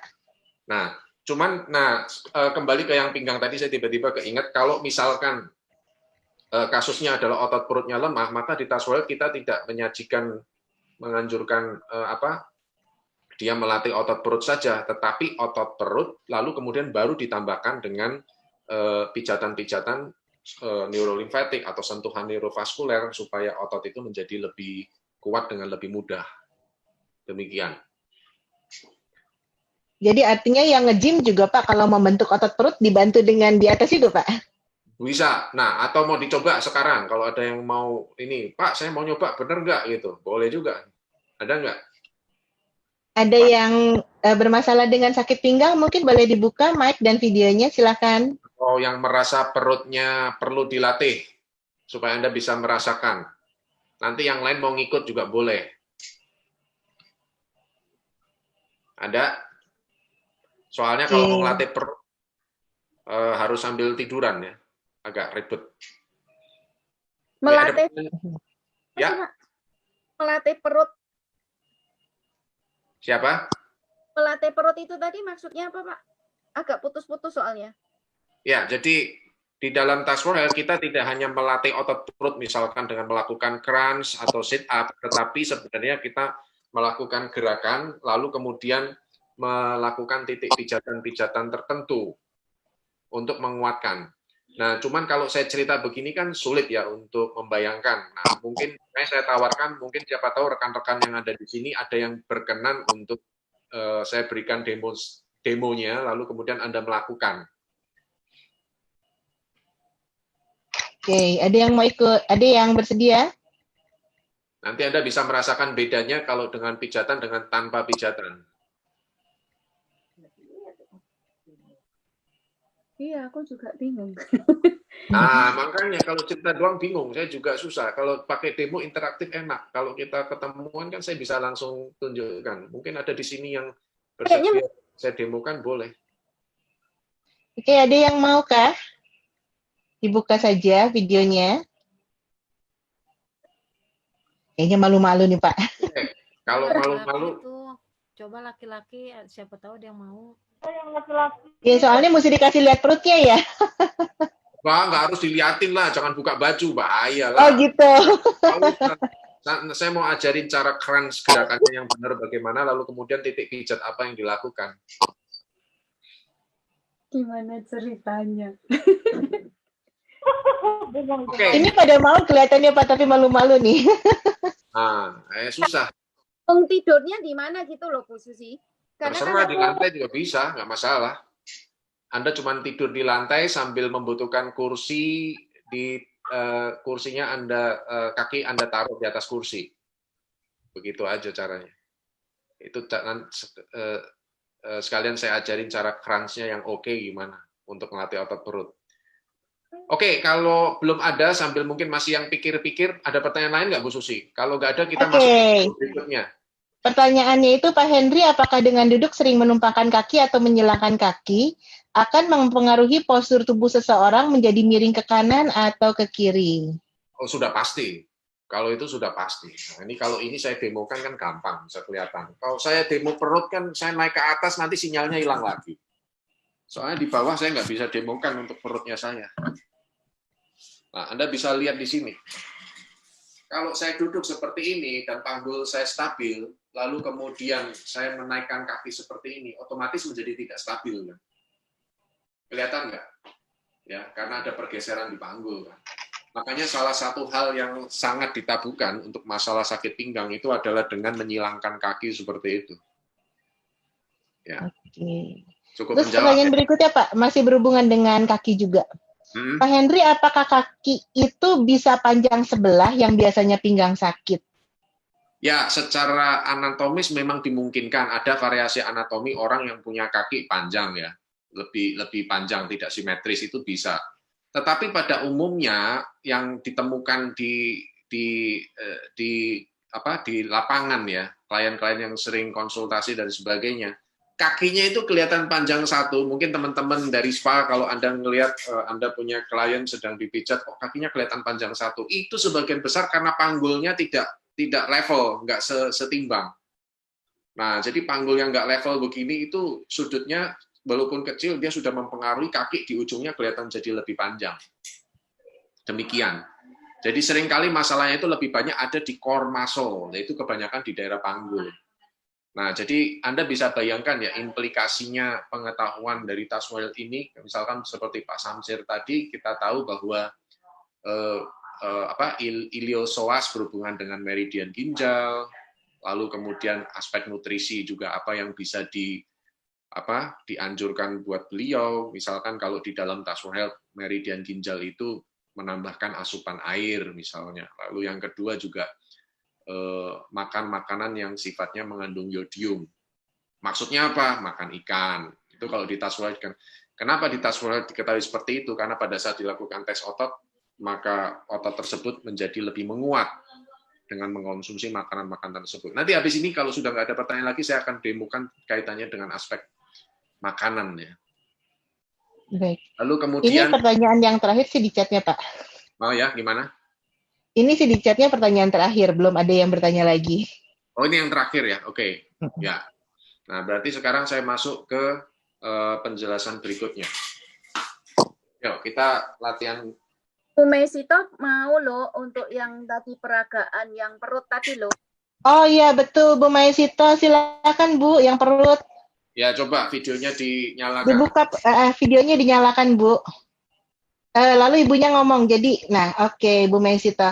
Oke, saya spotlight ya Pak ya. Ya. Oke. Coba Anda punya laptop diatur di pinggir meja supaya nanti kalau Anda tiduran di lantai bisa kelihatan.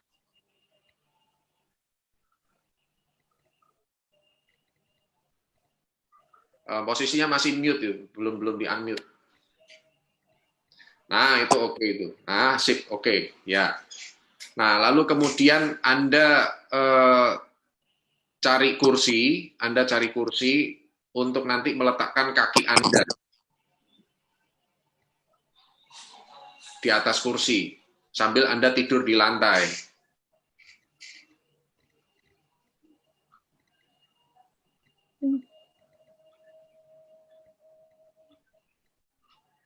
Ya. Oke.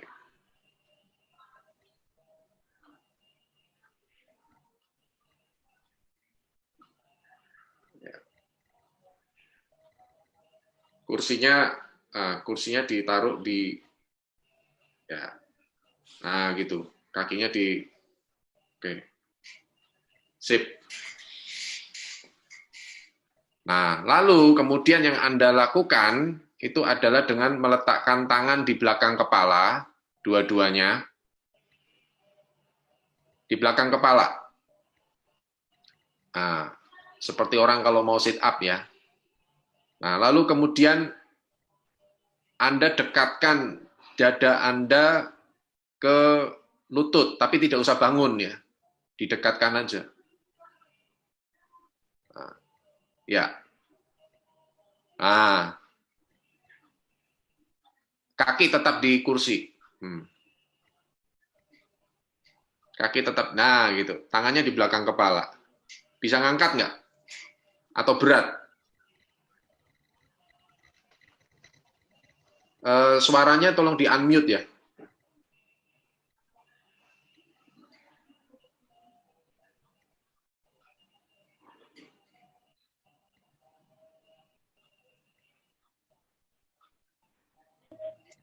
Ya.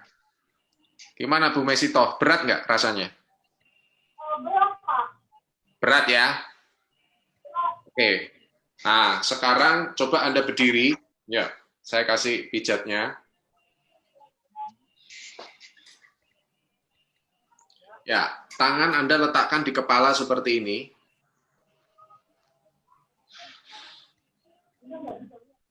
Jari-jarinya Anda letakkan di kepala seperti ini. Seperti ini. Nah, diletakkan seperti ini. Nah, jari-jari diletakkan seperti ini, lalu kemudian Anda elus-elus seperti ini. Ya, beberapa kali. Seperti membuka durian ya. Nah, pelan-pelan aja. Ya. Oke, nah sekarang silakan Anda lakukan lagi. Apakah terasa lebih ringan dibanding sebelumnya?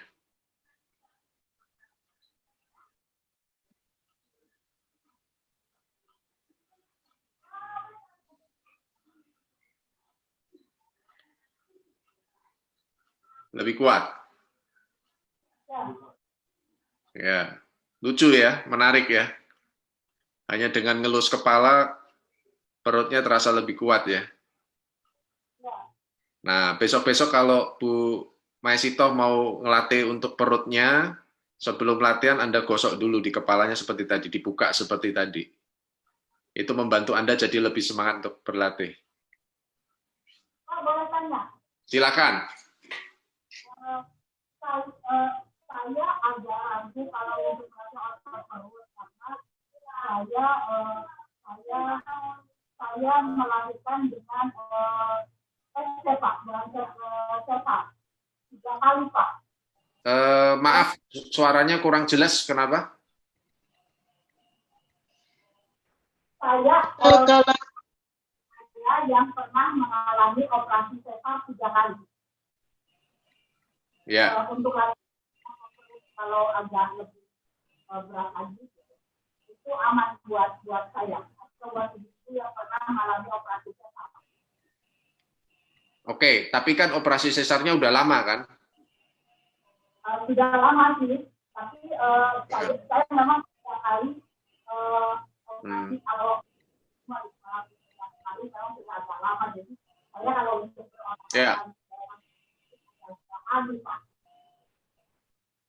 Ya.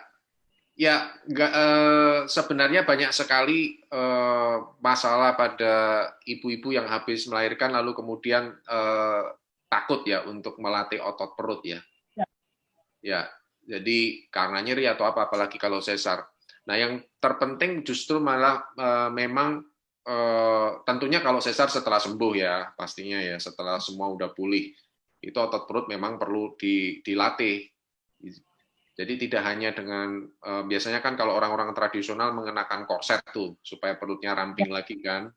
Nah sebenarnya tidak hanya dengan korset, tetapi juga otot perut itu perlu dilatih. Nah itu tadi adalah salah satu cara melatih otot perut yang baik, yang aman. Nah cuman dari sisi task force health, Ibu bisa tambahkan dengan usapan tadi, sehingga nanti waktu Anda melakukan itu menjadi lebih kuat.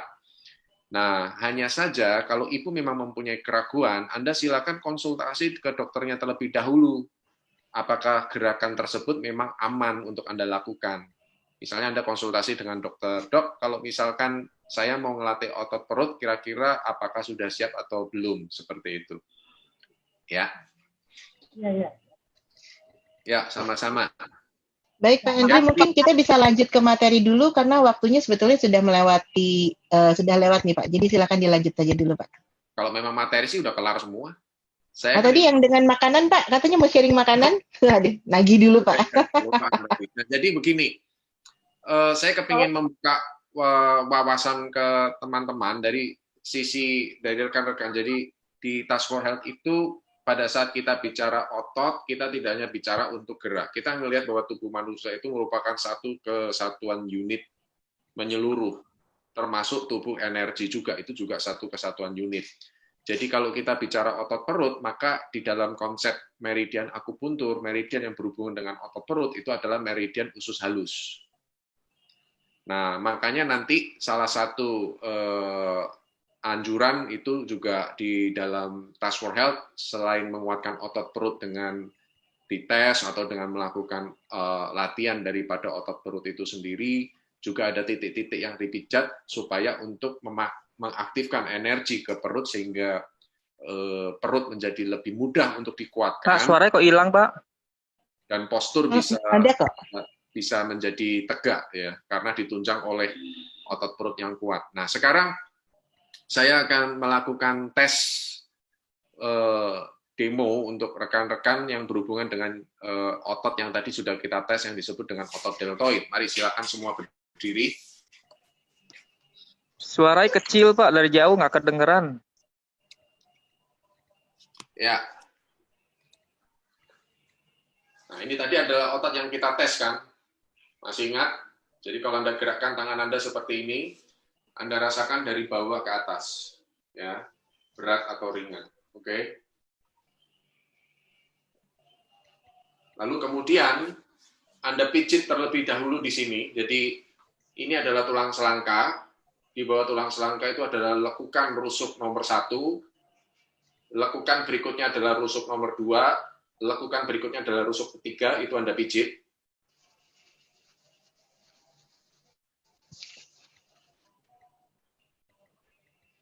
Lalu Anda pijit lagi dilakukan di bawahnya.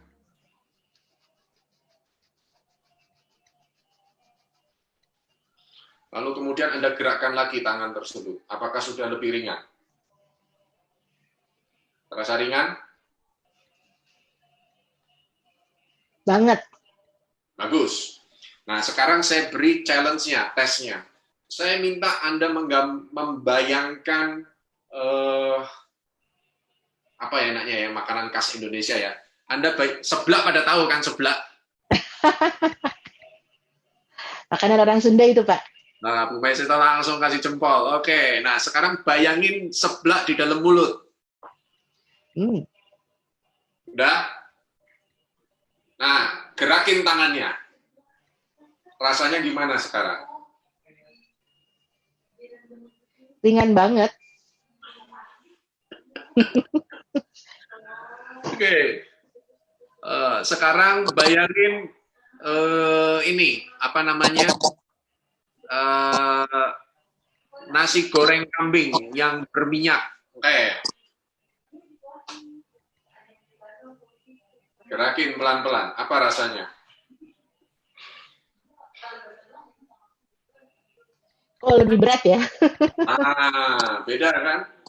Oke, sekarang saya rubah lagi. Bayangkan air lemon. Lemon asli ya, bukan lemon-lemonan ya.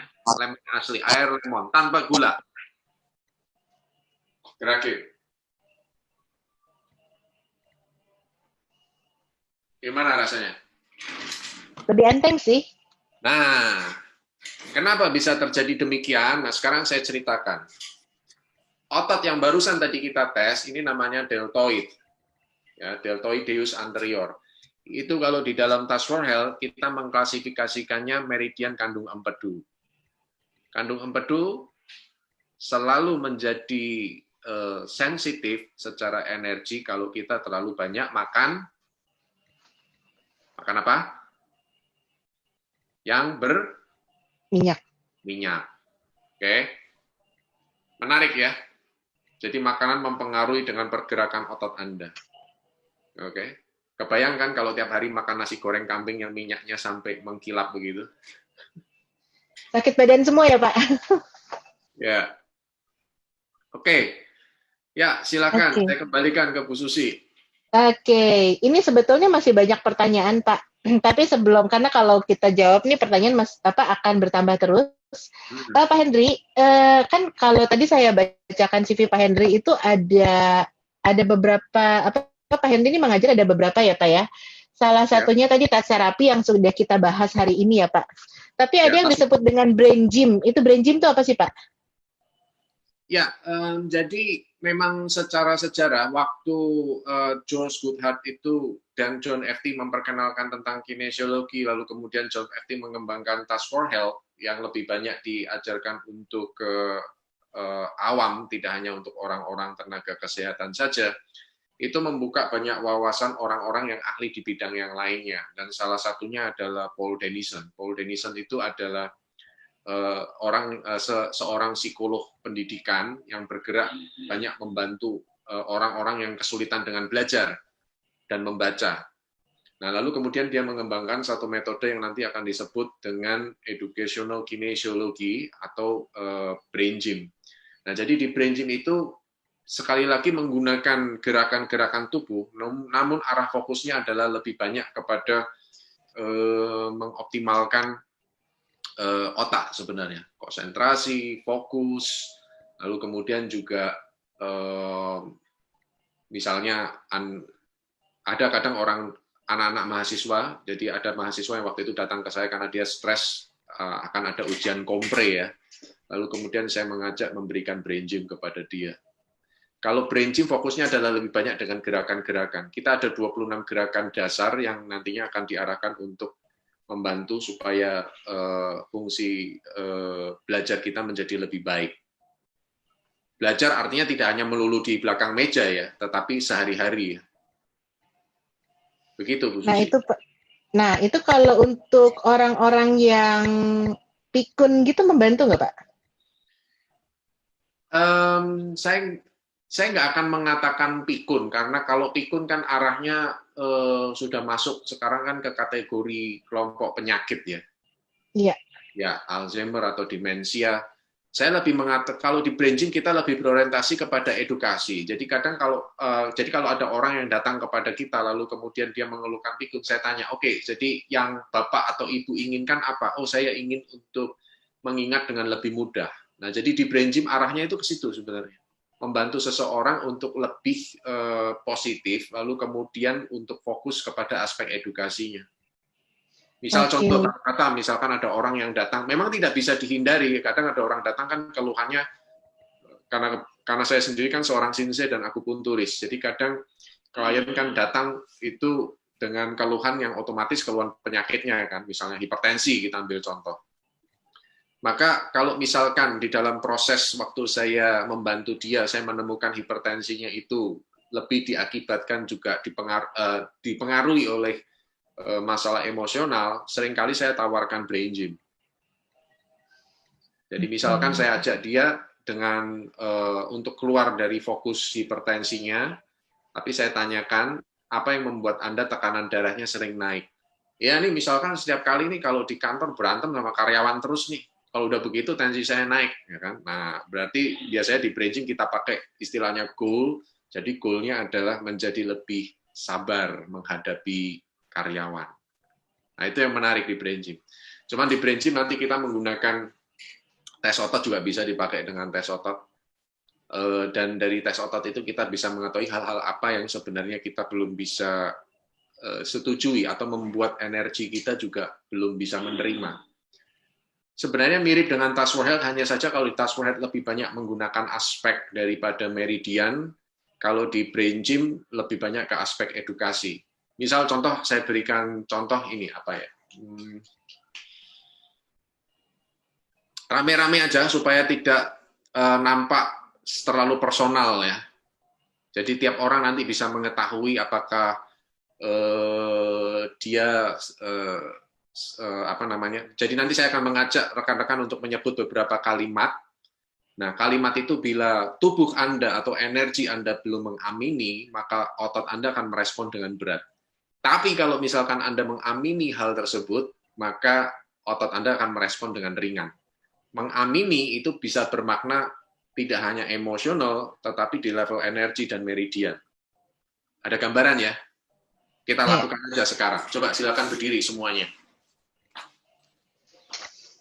Yuk, dibuka-buka videonya semua. Nah, sekarang kan semuanya udah terbiasa dengan ini tadi ya. Gerakan ini kan, kita bisa ngerasain kan. Kalau prakteknya saya biasanya melakukan tes otot, jadi saya beri tekanan, kalau dia tidak kuat atau berat, ini pasti akan turun. Tapi karena sekarang situasinya kita masih jaga jarak, kita lakukan secara online. Kalau Anda merasa berat, berarti Anda belum mengamini. Nah, sekarang saya akan sebutkan kalimat. Anda tidak perlu mengatakan itu terasa berat atau ringan, karena bisa jadi itu adalah sesuatu hal yang terlalu pribadi buat Anda ya. Cuman Anda Anda catat aja dalam diri Anda. Misalnya contoh seperti ini, paling gampang.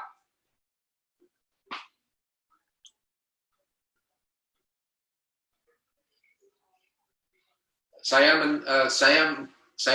menerima diri saya apa adanya. Oke? Kalau Anda sudah ucapkan itu di dalam hati, Anda rasakan otot Anda.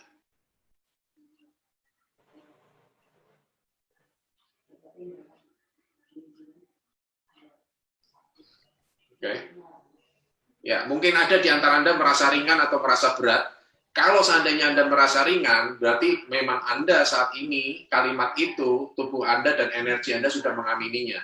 Tapi kalau Anda merasakan berat, maka secara energi, emosi, atau secara struktur, tubuh Anda belum mengamini hal tersebut.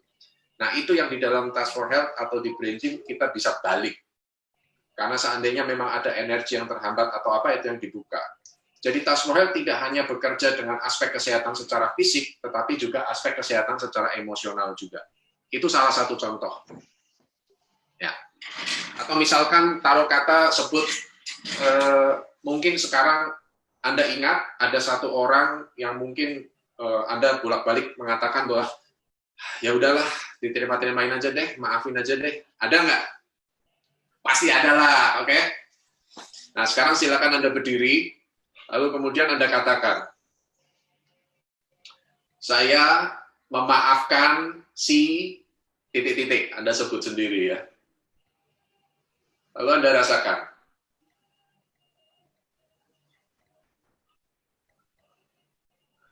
Nah, berat atau ringan?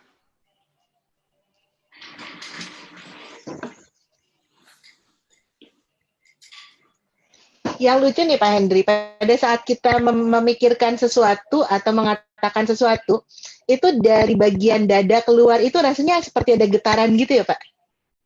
Ya, itu aspek dari emosi kan. Oke. Menarik ya Pak.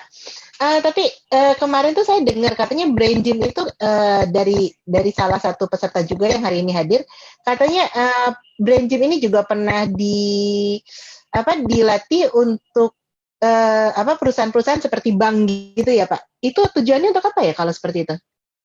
Ya, memang beberapa kali saya sempat diundang korporasi. Jadi ada BCA pernah panggil saya juga, lalu kemudian Wika juga pernah panggil saya juga. Saya ambil contoh itu, waktu itu ada cerita yang cukup menarik. Jadi waktu itu ada beberapa jajaran direksi ikut pelatihan Brain Gym. Mereka sengaja bikin kayak semacam retreat begitu, mereka keluar. Jadi ada waktu di mana mereka keluar, lalu kemudian mereka luangkan waktu 3 hari, mereka ngikutin kelas Brain Gym. Nah, di situ mereka cerita, Pak, kami itu kalau sudah rapat, lalu kemudian deadlock, habis dah Pak. Kalau sudah deadlock, udah, nggak bakal ada output apapun. Nah, lalu kemudian saya minta, oke, kalau gitu yuk bikin rapat bareng-bareng. Pura-pura lah, kita bikin rapat bareng-bareng. Dan beneran deadlock. Nah, lalu kemudian saya ajak mereka untuk, yuk kita lakukan beberapa gerakan Brain Gym, yuk rame-rame. Nah, setelah Brain Gym, yang terjadi apa? Rapatnya itu mengalir lagi, nggak terjadi deadlock sama sekali. Nah, konsep dari Brain Gym itu secara sederhana saya kasih contoh misalkan seperti ini. Ini yang paling sederhananya ya. Kita kan punya 2 belahan otak kan, otak kiri dan otak kanan. Oke? Otak kiri itu fungsinya untuk apa? Untuk melihat hal-hal yang detail. Ya kan? Linier, terstruktur, harus. Ya, hitam putih, ya. Nah, otak kanan dia sifatnya apa? Global, spontan, rileks, orientasinya bukan waktu. Jadi Anda bisa bayangkan kalau misalkan seseorang yang dia terkunci lebih banyak aktif di otak kiri, dia lebih banyak melihat detail, terstruktur, dan sebagainya. Lalu kemudian dia ketemu dengan orang yang sangat otak kanan, yang kejadian apa? Berantem kan? Aku dan suamiku tuh Pak. Nah, makanya di dalam Brain Gym itu waktu meeting itu terjadi, ada satu orang yang dia terlalu terstruktur dan melihat pada detail sehingga dia tidak bisa melihat gambaran gedenya. Lalu kemudian ada orang yang bisa melihat gambaran gedenya, ini, tapi dia tidak bisa menjabarkannya secara detail. Jadi, pada saat dilakukan brain gym, kedua belahan otak itu menjadi lebih seimbang. Akhirnya apa? Mereka bisa memahami. Oh, maksudmu begitu. Oh, yang itu maksudnya begini, gitu. Jadi deadlock itu sebenarnya terjadi dalam konteks yang tadi karena satu orang sisi otak yang lainnya itu belum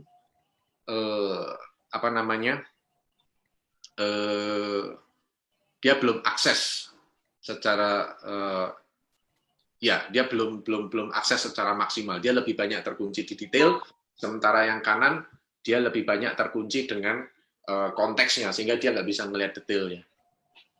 Oke. Menarik sekali ya Pak. Ini luar biasa banget.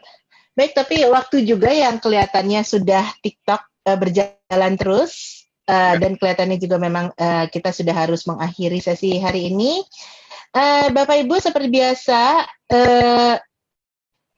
Rumah Sona itu akan tetap mengadakan free webinar setiap hari Jumat, dan materi hari Jumat depan itu adalah mengenai budidaya jamur. Oke, untuk kinesiologi sendiri bagi Bapak Ibu yang masih yang berminat untuk tahu lebih jauh, Sona bersama Pak Henry bekerja sama dengan Pak Henry ini akan membuka kelas kinesiologi. Yang pertama itu tentunya level 1 sampai 4 ya Pak Henry ya? Iya, sampai 4. Sampai 4, betul. Nah Pak Henry, bisa diterangkan level 1 sampai 4 itu apa saja sih sebetulnya yang kira-kira akan diberikan? Iya, di Touch for Health level 1 Anda akan belajar 14 otot utama yang berhubungan dengan 14 meridian.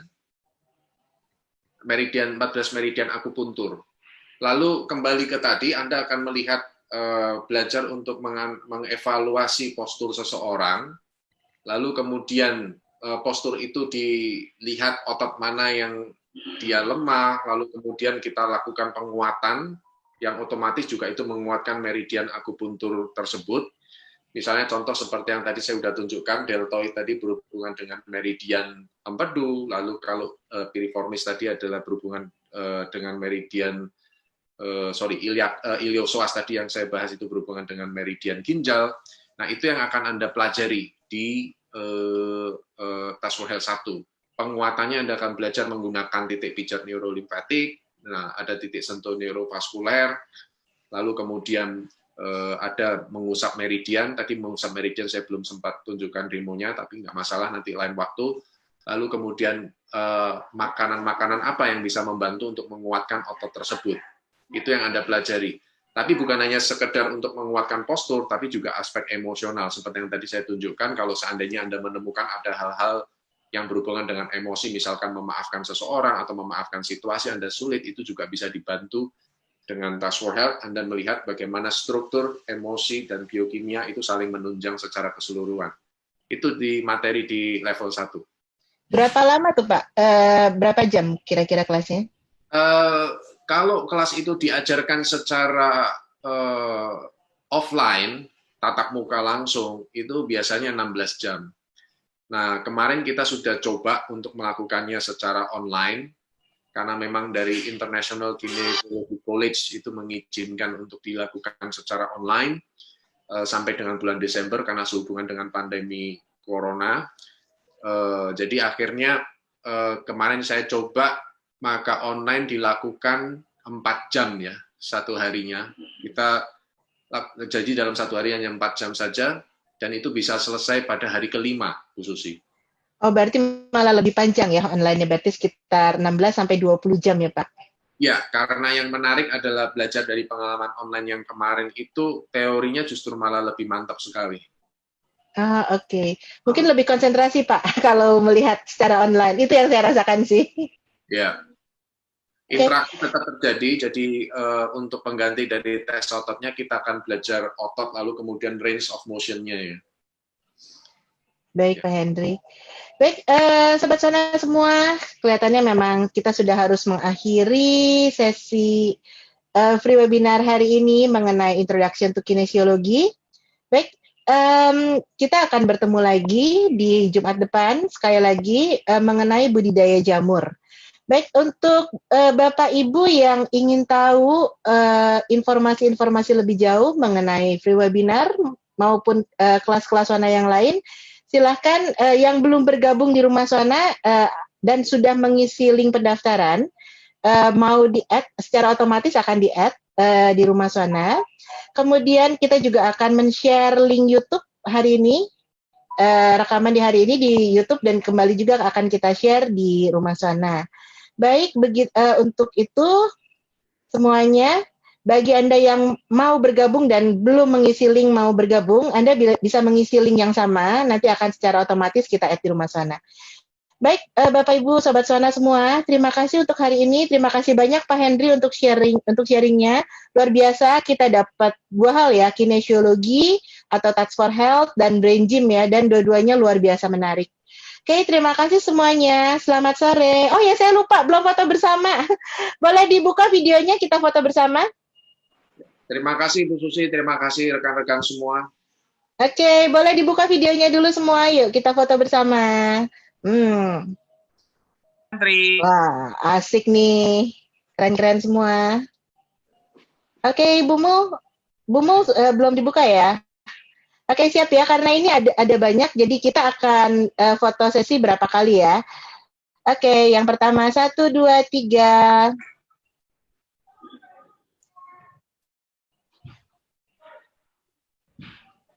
Oke, kemudian yang kedua, siap ya.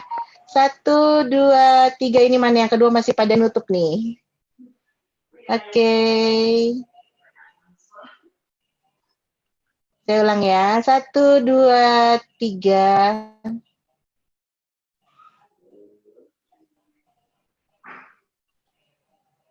Oke, sekali lagi.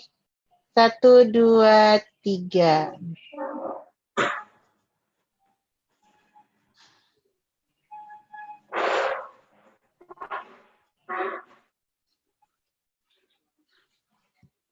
Oke, sekali lagi. 1, 2, 3.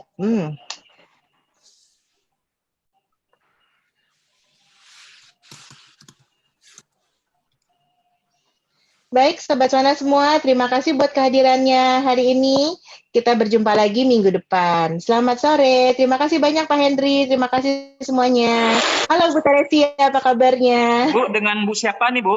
Bu, Dengan Bu siapa Susi. Bu? Maaf Bu. Bu Susi. Bu Susi ya, oke, makasih Bu. Iya. Oke, yuk semuanya selamat sore. Sampai ketemu lagi minggu depan. Terima kasih Pak Henry dah. Terima kasih.